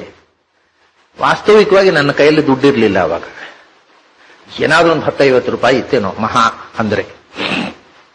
ಹೂವಿನ ಪೂಜೆ ಆಗ್ಬೇಕು, ಎದ್ದು ಸ್ನಾನ ಮಾಡಿ ಚಕ್ಕಳ ಮಕ್ಕಳ ಹಾಕಿ ಕೂತು ಪೂಜೆ ಮಾಡ್ಲಿಕ್ಕೂ ಸ್ಥಿತಿಯಲ್ಲಿ ನನಗೆ ಆ ಪರಿಸ್ಥಿತಿಯಲ್ಲಿ ಸಾಧ್ಯ ಇರಲಿಲ್ಲ. ಏನ್ ಮಾಡಬೇಕು ಅಂತ ತೋಚದೆ ಹೂ ತರಬೇಕು. ಒಂದು ಹೂವಿನ ಬೆಲೆ ಉಡುಪಿಯಲ್ಲಿ ವಿಪರೀತ, ನಿಮಗೆ ಅದರ ಕಲ್ಪನೆ ಇರ್ಲಿಕ್ಕಿಲ್ಲ. 1 ಮೊಳ ಹೂವಿಗೆ ಸೀಸನ್ ನಲ್ಲಿ 50 ರೂಪಾಯಿ 60 ರೂಪಾಯಿ ಬೆಲೆ ಹೇಳ್ತಾರೆ. ಅಲ್ಲಿ 1 ಮೊಳ ಮಲ್ಲಿಗೆ ಹೂವಿಗೆ 50-60 ರೂಪಾಯಿ ಹೇಳ್ತಾರೆ. ಅದು ಅಲ್ಲಿಯ ಬೆಲೆ. ನನಗೆ 50-60 ರೂಪಾಯಿ ಕೊಟ್ಟು 1 ಮೊಳ ಹೂ ತಂದುಬಿಟ್ರೆ ಅಲ್ಲಿ ಮುಗಿದು ನನ್ನ ಹತ್ರ ಇರೋ ದುಡ್ಡೆಲ್ಲ ಖಾಲಿ ಆಯ್ತು. ಇನ್ಯಾವುದೂ ತರೋ ಹಾಗಿಲ್ಲ, ಒಂದು ಸಮರ್ಪಣೆಗೆ ಕಜ್ಜಾಯ ಮಾಡುವ ಹಾಗಿಲ್ಲ. ಆ ಸ್ಥಿತಿಯಲ್ಲಿ ನಾನಿದ್ದೆ. ಯೋಚನೆ ಮಾಡಿದೆ, ಒಂದು ಸಣ್ಣ ಹೂ ಎಲ್ಲ ಒಂದು 10-20 ರೂಪಾಯಿದು ಹೂ ತರೋದು, ಒಂದಿಷ್ಟು ಅರಳು, ಒಂದು ಸೇರು ಅರಳು ತರೋದು, ಒಂದಿಷ್ಟು ಕಜ್ಜಾಯ ಮಾಡೋದು, ಅದೆಲ್ಲ ಒಂದು 30 ರೂಪಾಯಿಯಲ್ಲಿ ಇರೋದೇ ಅಷ್ಟು, ಒಂದು 30 ರೂಪಾಯಿಲೆಲ್ಲ ಮುಗಿಸಿಬಿಡೋದು ಅಂತ ಯೋಚನೆ ಮಾಡಿ, ಇದು ನಡೆದದ್ದು ಸೋಮವಾರವೋ ಭಾನುವಾರವೋ ಸೋಮವಾರ ಏನೋ ಇದು ನಡೆದದ್ದು. ಮುಂದೆ ಮಂಗಳ ಬುಧ ಗುರುವಾರದ ದಿವಸ ಮಾಡಿಬಿಡೋಣ, ನಾಡಿದ್ದು ಗುರುವಾರ ಮಾಡಿಬಿಡೋದು. ಮತ್ತೆ ಅದಕ್ಕಿಂತ ಹೆಚ್ಚು ವಿಸ್ತಾರ ಮಾಡಲಿಕ್ಕೆ ನನ್ನ ಹತ್ರ ಹಣ ಇಲ್ಲ, ಮತ್ತೆ ಪೂಜೆ ಮಾಡಲಿಕ್ಕೆ ಕೂತ್ಕೊಂಡು ಅರ್ಚನೆ ಮಾಡಲಿಕ್ಕೆ ದೇಹಕ್ಕೆ ಶಕ್ತಿ ಇಲ್ಲ. ಸಂಕ್ಷಿಪ್ತವಾಗಿ ಒಂದು ಮಂಗಳಾರತಿ, ಒಂದು ಹೂವಿನ ಚೆಂಡು ದೇವರಿಗೆ ಅರ್ಪಿಸೋದು, ಒಂದಿಷ್ಟು ಕಜ್ಜಾಯ ಸಮರ್ಪಣೆ ಮಾಡೋದು, ಒಂದು ಮಂಗಳಾರತಿ ಮಾಡೋದು, ಅದಕ್ಕಿಂತ ದೊಡ್ಡ ಹೂವಿನ ಪೂಜೆ ಏನ್ ಮಾಡೋದು ಅಂತ ಯೋಚನೆ ಮಾಡಿದೆ ಮನಸ್ಸಿನಲ್ಲಿ. ಹೀಗೆ ಯೋಚನೆ ಮಾಡಿದವನೇ ಆ ಅಂಬಲಪಾಡಿ ದೇವಸ್ಥಾನದ ಧರ್ಮಾಧಿಕಾರಿಗಳು, ನಮ್ಮ ಮನೆಯ ಪಕ್ಕದಲ್ಲೇ ಅವರ ಮನೆ, ಅವರ ಹತ್ರ ಹೋದೆ. ರಾಘವೇಂದ್ರ ಸ್ವಾಮಿಗಳು ಹೂವಿನ ಪೂಜೆ ಮಾಡಿಸು ಅಂತ ಆದೇಶ ಕೊಟ್ಟರು. ಆದರೆ ನಮ್ಮ ಹುಡುಗನಿಗೆ ಅಂಜನದಲ್ಲಿ ಮಹಾಕಾಲಿಯು ಕಾಣಿಸಿಕೊಂಡಿದ್ಲು. ಅವಳಿಗೂ ಒಂದು ಹೂವಿನ ಪೂಜೆ ಮಾಡಿಸುವ. ಹೂವಿನ ಪೂಜೆ ರೇಟ್ ಅವ್ರು 30 ರೂಪಾಯಿ, ಅವರು ದೇವಸ್ಥಾನದ್ದು. ನನಗೆ ಎಟ್ಟಕ್ಕೂ ಆಗಿತ್ತು. ಒಂದು 30 ರೂಪಾಯಿ ಕೊಟ್ಟೆ, ಒಂದು ಹೂವಿನ ಪೂಜೆ ಮಾಡಿಸಿ ತಾಯಿಗೆ ಅಂತ ಹೇಳಿ ಅಲ್ಲಿ ಕೊಟ್ಟೆ. ಆಮೇಲೆ ಹೇಳಿದೆ, ನಾನು ಮನೆಯಲ್ಲೂ ಒಂದು ಹೂವಿನ ಪೂಜೆ ಮಾಡಿಸ್ಬೇಕು, ಯಾಕೆಂದ್ರೆ ರಾಘವೇಂದ್ರ ಸ್ವಾಮಿಗಳು ನನಗೊಂದು ಹೂವಿನ ಪೂಜೆ ಮಾಡಿಸು ಅಂತ ಹೇಳಿದ್ದಾರೆ. ಹೇಗೆ ಮಾಡಿಸೋದೋ ಗೊತ್ತಿಲ್ಲ, ಏನೋ ಒಂದು ಚೆಂಡು ಹೂ, ಒಂದಿಷ್ಟು ಕಜ್ಜಾಯ, ಒಂದು ಸ್ವಲ್ಪ ಮಾಡೋದು, ಒಂದು ಮಂಗಳಾರತಿ ಇತ್ತು, ಇನ್ನೇನು ಮಾಡೋದು ಅಂತ ಹೇಳಿದೆ. ಬಂದುಬಿಟ್ಟೆ ನಾನು. ಅವರು ಮಂಗಳವಾರ ದಿವಸ ತಾಯಿಗೆ ಹೂವಿನ ಪೂಜೆ ಮಾಡಿ ಪ್ರಸಾದ ಕಳಿಸಿಕೊಟ್ಟು, ಗುರುವಾರ ದಿವಸ ರಾಘವೇಂದ್ರ ಸ್ವಾಮಿಗಳು ಹೂವಿನ ಅಲ್ಲಿ ಪ್ರತಿಷ್ಠೆಯಾಗಿ, ಇವಾಗ ಸುಮಾರು 60 ವರ್ಷದ ಹಿಂದೆ ಪ್ರತಿಷ್ಠೆ ಆದದ್ದು ಆ ರಾಘವೇಂದ್ರ ಸ್ವಾಮಿಗಳ ಬೃಂದಾವನ. ಆ ಪ್ರತಿಷ್ಠೆಯಾಗಿ ಆ ದಿನದವರೆಗೂ ಅಲ್ಲಿ ಹೂವಿನ ಪೂಜೆ ಅಂತ ಅನ್ನೋದು ಆಗಿರಲಿಲ್ಲ. ಅದು ಮೊದಲ ಹೂವಿನ ಪೂಜೆ. ಅದಕ್ಕೆ ಏನ್ ಮಾಡೋದು, ಒಂದು ಹೂವಿನ ಚೆಂಡು, ಒಂದು ಮಂಗಳಾರತಿ ಅಷ್ಟೇ. ಆ ದಿನ ಅದು ಹೂವಿನ ಚೆಂಡು ದೇವರಿಗೆ ಇರುತ್ತೆ, ಒಂದು ಹೂವಿನ ಪೂಜೆ ಏನು ಅಂತ ಒಂದು ಮಾಮೂಲಿ ಪೂಜೆ ಮಾಡುವುದು ಅಂತ ನಾನು ಯೋಚನೆ ಮಾಡಿದೆ. ಮಧ್ಯಾಹ್ನ 2 ಗಂಟೆ ಹೊತ್ತಿಗೆ ಆ ದೇವಸ್ಥಾನದ ಧರ್ಮಾಧಿಕಾರಿಗಳು ಒಂದು ಗೋಣಿ ಚೀಲ ತುಂಬ ಅರಳು, ಅಂದ್ರೆ ಸುಮಾರು ಒಂದು ದೊಡ್ಡ ಭಾಂಡದಲ್ಲಿ ಎಲ್ಲ ಊರಿಗೆಲ್ಲ ಪಂಚಗಜ್ಜಾಯ ಹಚ್ಚಬಹುದು ಅಷ್ಟು ಅರಳಿನ ಪುಡಿ, ಅದಕ್ಕೆ ಬೇಕಾಗುವ ಏಲಕ್ಕಿ, ಸಕ್ಕರೆ, ತೆಂಗಿನಕಾಯಿ ಎಲ್ಲ ಕಳಿಸಿಕೊಟ್ರು. ಇದು ಹೂವಿನ ಪೂಜೆಗೆ ಉಪಯೋಗಿಸಬೇಕು ಎಲ್ಲ. ಹಾಗಾದ್ರೆ ಹೂವಿನ ಪೂಜೆ ಎಲ್ಲ ಬೇರೆ ಬೇರೆ ವ್ಯವಸ್ಥೆ ಆಗ್ತಾ ಇದೆ. ನಮ್ಗೇನು ತಲೆ ಬಿಸಿ ಇಲ್ಲ, ನಾವು ಮಾಡಿದ್ರೆ ವ್ಯವಸ್ಥೆ ಎಲ್ಲ ಒಂದು ಗೋಣಿ ಚೀಲ ತುಂಬಾ ದೊಡ್ಡ ಚೀಲದಲ್ಲಿ ಅಕ್ಕಿ, ಕ್ವಿಂಟಾಲ್ ಅಕ್ಕಿ ತುಂಬಿಸುವ ಚೀಲ, ಅದರಲ್ಲಿ ಅರಳಿನ ಪುಡಿ, ಸಕ್ಕರೆ, ಏಲಕ್ಕಿ, ಅದು ಏನ್ ಹಾಕಬೇಕು ಆ ಕಜ್ಜಾಯಕ್ಕೆ ಅದೆಲ್ಲ, ತೆಂಗಿನಕಾಯಿ ಅದಕ್ಕೆ ಹಾಕಿ ಎಲ್ಲ ಬಂತು. ರಾವೇನು ಕಜ್ಜಾಯ ಮಾಡ್ರಿ ಅಂತ ಹೇಳಿದೆ ಮಕ್ಕಳ ಹತ್ರ. ಆಮೇಲೆ ಅಷ್ಟರಲ್ಲೇ ಒಂದು ಗಾಡಿ ತುಂಬ ಹೂ ಕಳಿಸಿಕೊಟ್ಟು, ಒಂದು ಚೆಂಡು ಹೂವಲ್ಲ, ರಾಘವೇಂದ್ರ ಸ್ವಾಮಿಗಳ ಗುಡಿ ಇದನ್ನ ಮಂಟಪ, ನಮ್ಮ ಅಂಗಳ ಎಲ್ಲ ಜಲ್ಲಿ ಹಾಕಿತ್ತು, ಅಷ್ಟು ಹೂ ಬಂತು.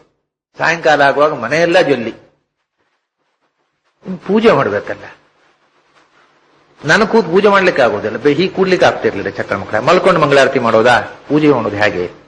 ಎಷ್ಟು ಸಂಜೆ 4 ಗಂಟೆ ಸಮಯ, ಇನ್ನು ಸಾಯಂಕಾಲ ಪೂಜೆ ಆಗ್ಬೇಕು 6 ಗಂಟೆಗೆ. ಮೆಲ್ಲ ಕುಂಟುತ್ತಾ ಒಂದು ಮಂಗಳಾರತಿ ಮಾಡೋದು ಅಂತ ನಾನು ಯೋಚಿಸಿದೆ. ಅದಕ್ಕೋಸ್ಕರ ಪೂಜೆಯನ್ನು ಏನು ಕರೆಯೋದು ಅಂತ. ಅಷ್ಟು ಹೊತ್ತಿಗೆ ಅಂಬಲಪಾಡಿಯ ಮಹಾಕಾಳಿಗೆ ಪೂಜೆ ಮಾಡುವವರು ಅರ್ಚಕರು ಮನೆಗೆ ಬಂದರು. ಅಕಸ್ಮಾತ್ ಆಗಿ ಏನು ಬಂದ್ರಿ ಭಟ್ರೆ ಅಂತ ಕೇಳಿದ್ರು. ಏನಿಲ್ಲ, ಸುಮ್ಮನೆ ಹೀಗೆ ಬಂದದ್ದು. ಯಾಕೆಂದ್ರೆ ಅವರಿಗೆ ಗೊತ್ತಿಲ್ಲ, ಬಂದಿದ್ದಾರೆ, ಹೀಗೆ ಸುಮ್ಮನೆ ಬಂದದ್ದು, ನಿಮ್ಮನ್ನು ನೋಡಿ ಹೋಗುವ ಅಂತ ಬಂದದ್ದು. ಹಾಗಾದ್ರೆ ಒಳ್ಳೇದಾಯ್ತು, ಇವತ್ತೊಂದು ಹೂವಿನ ಪೂಜೆ ಆಗಬೇಕು, ನಾನೇ ಮಾಡಿಬಿಡ್ತೇನೆ ಅಂತಂದ್ರು. ಸ್ನಾನ ಮಾಡಿದ್ರು, ಸ್ನಾನ ಮಾಡಿ ಅರ್ಚನೆ ಮಾಡಿದ್ರು, ಪೂಜೆ ಆಯಿತು. ಜನ ಸೇರಿದ್ರು, 100-200 ಜನ ಸೇರಿದ್ರು. ಎಲ್ಲರಿಗೂ ದೊಡ್ಡ ದೊಡ್ಡ ಪಾತ್ರೆಯಲ್ಲಿ ಕಜ್ಜಾಯ ಹಂಚಿತು, ಕೈಯಲ್ಲಿ ಮುಷ್ಟಿ ಅಲ್ಲ, ಯಾಕಂದ್ರೆ ಒಂದು ಗೋಣಿ ಚೀಲ ತುಂಬಾ ಪಂಚ ಕಜ್ಜಾಯ, ಇಡೀ ಮನೆ ತುಂಬಾ ಹೂವಿನ ಜಲ್ಲಿ. ಅಂತೂ ನಾನು ಮಾಡಿದ್ದಲ್ಲ, ವೈಭವದಿಂದ ಹೂವಿನ ಪೂಜೆ ಮಾಡಿಸಿಕೊಂಡು ಬಿಟ್ರು. ಅದು ಆಯ್ತು. ಆಮೇಲೂ ಪುಸ್ತಕ ಬರಲಿಲ್ಲ. ಯಾವ ಬೇಕಾದ್ರೆ ಬರಲಿ, ನನಗೇನು, ನಾನೇನು ಮಾಡೋದು ಬೇಡ ಅಂತ ಹೇಳಿದ್ದಾರೆ. ನೀನು ಸುಮ್ಮನೆ ಕೂಡು, ನೀನು ಮಾಡಬೇಕಾದ್ದನ್ನ ಏನು ಮಾಡ್ತಾ ಇದೆಯೋ ಅದರಲ್ಲಿ ನನಗೆ ತೃಪ್ತಿ ಇದೆ, ನೀನೇನು ಮಾಡೋದು ಬೇಡ ಅಂತ ಆದೇಶ ಆಗಿದೆ. ಸುಮ್ಮನೆ ಕೂತೆ.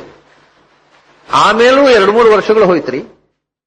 ನಾನು ಮರೆತೇ ಬಿಟ್ಟೆ, ಇದು ಇನ್ನು ಆಗೋದು ಹೋಗೋದು, ಪುಸ್ತಕ ಬರುತ್ತೆ ಅನ್ನೋದನ್ನು ನಂಬಿಕೆಯನ್ನೇ ಕಳ್ಕೊಂಡು ಬಿಟ್ಟೆ ನಾನು ಇಷ್ಟೆಲ್ಲ ಆದ್ಮೇಲೆ ಕೂಡ. ಯಾಕೆಂದ್ರೆ ಆ ಪುಸ್ತಕ ನನ್ನ ಕೈಯಿಂದ ತಪ್ಪಿಕೊಂಡು ಹೋಗಿ 10 ವರ್ಷ ಕಳೆದು ಹೋಯ್ತು ಸುಮಾರು. ಅಷ್ಟಾದ್ರೂ ಪುಸ್ತಕ ಮರಳಿ ಬರಲಿಲ್ಲ ಅಂದ್ರೆ ನಾನು ಅದರ ಆಸೆ ಇನ್ನು ಅದು ಪ್ರಾಯ ಬರುವುದಿಲ್ಲ. ಇದೆಲ್ಲ ಸುಮ್ಮನೆ ನಾವು ಅದನ್ನ ಇನ್ನು ನಿರೀಕ್ಷೆ ಮಾಡುವುದೇ ಒಂದು ಹುಸಿ ಭ್ರಮೆ ಆದೀತು ಅಂತ ಯೋಚನೆ ಮಾಡಿ ಅದರ ಯೋಚನೆಯೇ ಬಿಟ್ಟೆ.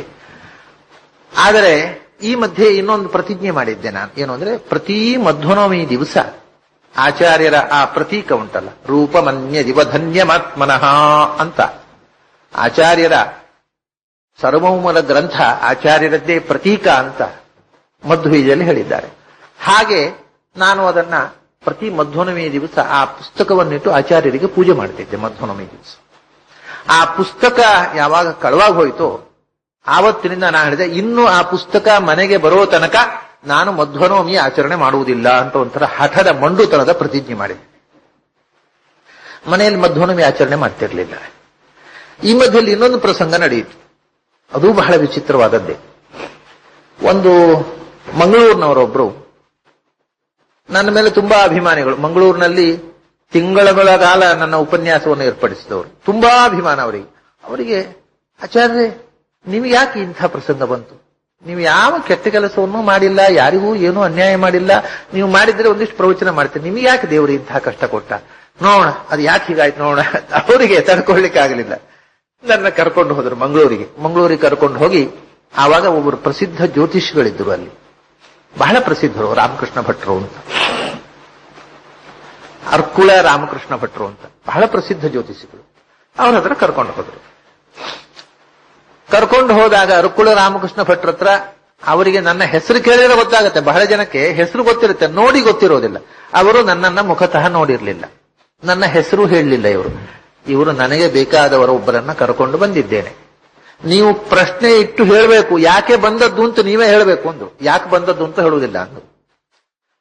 ಬಂದದ್ದು ಯಾಕೆ, ನಾವು ಏನು ಕೇಳಲಿಕ್ಕೆ ಅನ್ನೋದನ್ನು ನೀವೇ ಹೇಳಬೇಕು, ಅದಕ್ಕೆ ಉತ್ತರವೂ ನೀವೇ ಪ್ರಶ್ನೆ ಏನು ಅಂತಲೂ ನೀವೇ ಹೇಳಬೇಕು, ಉತ್ತರ ಏನು ಅಂತಲೂ ನೀವೇ ಹೇಳಬೇಕು. ಸರಿ, ಅವರು ಸಾರಿ ತಂದ್ರು, ಹಾಕಿದ್ರು. ಸಾರಿ ಹಾಕಿ ತಕ್ಷಣ ಹೇಳಿದ್ರು, ಇದು ನಷ್ಟ ಪ್ರಶ್ನೆ, ಯಾವುದೋ ಒಂದು ವಸ್ತು ಕಳವಾದದ್ದನ್ನ ಕೇಳಲಿಕ್ಕೆ ಬಂದಿದ್ದೀರಿ. ವಿಷಯಕ್ಕೆ ಬಂದ್ರು, ಸಬ್ಜೆಕ್ಟ್ಗೆ ಬಂದ್ರು. ವಿಷಯ ಹೌದು, ಯಾವುದು ಕಳವಾದದ್ದು ಹೇಳ್ರಿ ಎಂತದ್ದು. ಅವ್ರು ನನ್ನ ಜೊತೆ, ನಾನು ಏನೂ ಮಾತಾಡ್ಲಿಲ್ಲ, ನನ್ನ ಜೊತೆಗೆ ನನ್ನ ಕರ್ಕೊಂಡು ಹೋದವರು, ಏನು ನಷ್ಟವಾದದ್ದು ಕಳವಾದದ್ದು ಏನು ಹೇಳ್ರಿ ಅಂತಂದ್ರು. ಆಗ ಅವರು ಪುನಃ ಸಾರಿ ಹಾಕಿದ್ರು, ಇದು ದೇವತಾ ಸನ್ನಿಧಾನ ಇರತಕ್ಕ ಒಂದು ವಸ್ತು, ಪ್ರತಿಮೆ ಇರಬಹುದು ಅಥವಾ ಶಾಲಗ್ರಾಮ ಇರಬಹುದು. ದೇವತಾ ಸನ್ನಿಧಾನ ಇರುವ ವಸ್ತು ಅಂತ ಕಂಡು ಬರ್ತಾ ಇದೆ. ಯಾವುದಾದ್ರು ಪ್ರತಿಮೆ ಕಳವಾಗಿರ್ಬೋದು ಅಥವಾ ಶಾಲಗ್ರಾಮ ಇರಬೇಕು ಅಂದ್ರು. ಅವಾಗ ಹೇಳಿದೆ, ಅಲ್ಲ, ಪ್ರತಿಮೆಯೂ ಅಲ್ಲ, ಶಾಲಗ್ರಾಮವೂ ಅಲ್ಲ. ಅವರಿಗೆ ಸ್ವಲ್ಪ ಆಶ್ಚರ್ಯ ಆಯಿತು. ಮತ್ತೊಮ್ಮೆ ಸಾರಿ ಹಾಕಿದ್ರು. ಮತ್ತೊಮ್ಮೆ ಸಾರಿ ಹಾಕಿದಾಗಲೂ ಅದೇ ರಾಶಿ ಬರ್ತಾ ಇದೆ, ಅದೇ ಆರೂಢಕ್ಕೆ ಬರ್ತಾ ಇದೆ. ಅಂದ್ರೆ ಮಹಾದೇವತಾ ಸನ್ನಿಧಾನ ಇರುವ ವಸ್ತು. ಅವರು ಹೇಳಿದ್ರು, ಎಷ್ಟು ಬಾರಿ ಸಾರಿ ಹಾಕಿದ್ರು ಇದು ದೇವತಾ ಸನ್ನಿಧಾನ ಇರುವ ಪ್ರತೀಕ ಅಂತ ಬರ್ತಾ ಇದೆ. ಆದ್ದರಿಂದ ಅದು ಶಾಲಗ್ರಾಮವೋ ಪ್ರತಿಮೆಯೋ ಅದು ಎಂಥದೋ ನನಗೆ ಗೊತ್ತಿಲ್ಲ, ಅಂತೂ ಮಹಾ ಸನ್ನಿಧಾನ ಇರುವ ಒಂದು ವಸ್ತು. ಹೌದೋ ಅಲ್ಲೋ ಹೇಳ್ರಿ. ಒಂದು ಪಕ್ಷಕ್ಕೆ ಅದು ಅಲ್ಲ ಅಂತಾದ್ರೆ ನಾನು ಇವತ್ತಿನಿಂದ ಪ್ರಶ್ನೆ ಹೇಳುವುದನ್ನು ಬಿಡ್ತೇನೆ ಅಂದರು. ನಾನು ಹೇಳಿದೆ, ನೀವು ಬಿಡಬೇಕಾದ ಪ್ರಸಂಗ ಬರಲಿಲ್ಲ. ಹೌದು, ಅದು ನಿತ್ಯ ಪೂಜೆ ನಡೀತಾ ಇದ್ದಂಥದ್ದು ಪುಸ್ತಕ, ಋಷಿಕೇಶ ತೀರ್ಥರು ಬರೆದಿಟ್ಟಂತಹ ಸರ್ವಮೂಲ ಪುಸ್ತಕ. ಅದು ಸನ್ನಿಧಾನ, ಮಹಾ ಸನ್ನಿಧಾನ ಇರುವಂತಹದ್ದು ಅಂತ ನೀವು ಹೇಳಿದ್ದು ನಿಜ ಅಂತ. ಈಗ ಆ ಪುಸ್ತಕ ಏನಾಯಿತು ಅನ್ನೋದನ್ನ ತಿಳಿಯಬೇಕು ನಮಗೆ. ಪುನಃ ಸಾರಿ ಹಾಕಿದ್ರು. ಸಾರಿ ಹಾಕಿ ಅದನ್ನ ಬುದ್ಧಿಪೂರ್ವಕವಾಗಿ ಒಯ್ದಿದ್ದಾರೆ. ಯಾಕೆ ಒಯ್ದಿದ್ದಾರೆ ಅಂದ್ರೆ ಎರಡು ಕಾರಣಕ್ಕೋಸ್ಕರ. ಒಂದು, ಋಷಿಕೇಶ ತೀರ್ಥರ ಪುಸ್ತಕ ಅಪೂರ್ವವಾದ ಸ್ವತ್ತು ತಮ್ಮದಾಗಬೇಕು ಅಂತ. ಎರಡನೇ ಉದ್ದೇಶ, ನಿಮಗೆ ಅಪವಾದ ಹಾಕಬೇಕು ಅಂತ. ನಿಮ್ಮ ಮೇಲೆ ಅಸೂಯೆಯಿಂದ ಈ ಕೆಲಸ ನಡೆದಿದೆ, ಅದನ್ನು ಬುದ್ಧಿಪೂರ್ವಕವಾಗಿ ಒಯ್ದಿದ್ದಾರೆ. ನಾನು ಹೇಳಿದೆ, ಅದೇನೋ ಆಯ್ತ, ಒಯ್ದಿದ್ದಾರೆ, ಹೋಯಿತು. ಅದು ಎಲ್ಲಿದೆ, ಅದನ್ನು ಯಾರು ಒಯ್ದರು ಆ ಸುದ್ದಿ ನನಗೆ ಬೇಡ. ಯಾಕಂದ್ರೆ ಯಾರು ಇಂಥವ್ರು ಒಯ್ದಿದ್ದಾರೆ, ಅವರ ಮೇಲೆ ದ್ವೇಷ, ಅವರ ಮೇಲೆ ಅಸಮಾಧಾನ, ಅದು ಯಾವುದೂ ಬೇಡ ನನಗೆ. ಯಾರು ಒಯ್ದಿದ್ದಾರೆ ಅನ್ನುವ ವಿವರವೇ ನನಗೆ ಬೇಡ. ಅದು ನನಗೆ ಬರಬೇಕು ಅಷ್ಟೇ, ಮರಳಿ ನನಗೆ ಬರಬೇಕು. ಏನ್ ಮಾಡಬೇಕು ಹೇಳಿ. ಪುನಃ ಸಾರಿ ಹಾಕಿದ್ರು. ಸಾರಿ ಹಾಕಿ ಹೇಳಿದ್ರು, ಇದನ್ನು ಕೊಂಡು ಹೋದ ಗುರುದೇವತಾ ಅನುಗ್ರಹ ಇಲ್ಲ, ಗುರುಗಳ ಅನುಗ್ರಹ, ಗುರು ಪ್ರಕೋಪ ಇದೆ, ದೇವತಾ ಪ್ರಕೋಪ ಇದೆ. ಕೊಂಡು ಹೋದವರಿಗೆ ಯಾವತ್ತೂ ಶ್ರೇಯಸ್ಸಾಗುವುದಿಲ್ಲ. ಮತ್ತೆ ನೀವು ಅದನ್ನು ಮನೆಯಿಂದ ಕಳ್ಕೊಂಡ್ರಿ ಅಂತ ನಿಮ್ಮ ಮೇಲೆ ಗುರುದೇವತಾ ಪ್ರಕೋಪ ಇರಬೇಕಿತ್ತಲ್ಲ, ಇಲ್ಲ, ನಿಮ್ಮ ಮೇಲೆ ಪೂರ್ಣ ಗುರುದೇವತಾ ಅನುಗ್ರಹ ಇದೆ. ಆದ್ರಿಂದ ಕೊಂಡು ಹೋದವರಿಗೆ ದಕ್ಕುವುದಿಲ್ಲ. ಅದು ನಿಮ್ಮ ಬಳಿಗೆ ಬಂದೇ ತೀರ್ತದೆ. ಯಾರು ಕೊಂಡು ಹೋದ್ರೂ ನಿಮ್ಮ ಬಳಿಗೆ ಬಾರದೆ ಅದು ಇನ್ನೊಬ್ಬರ ಮನೆಯಲ್ಲಿ ಉಳಿಯುವುದು ಸಾಧ್ಯ ಇಲ್ಲ. ಆಯಿತು, ಅದಕ್ಕೆ ಈಗ ನಾನು ಏನು ಮಾಡಬೇಕು? ಅವರ ಹತ್ರ ಕೇಳಿ, ನಾನು ಏನು ಮಾಡಬೇಕು?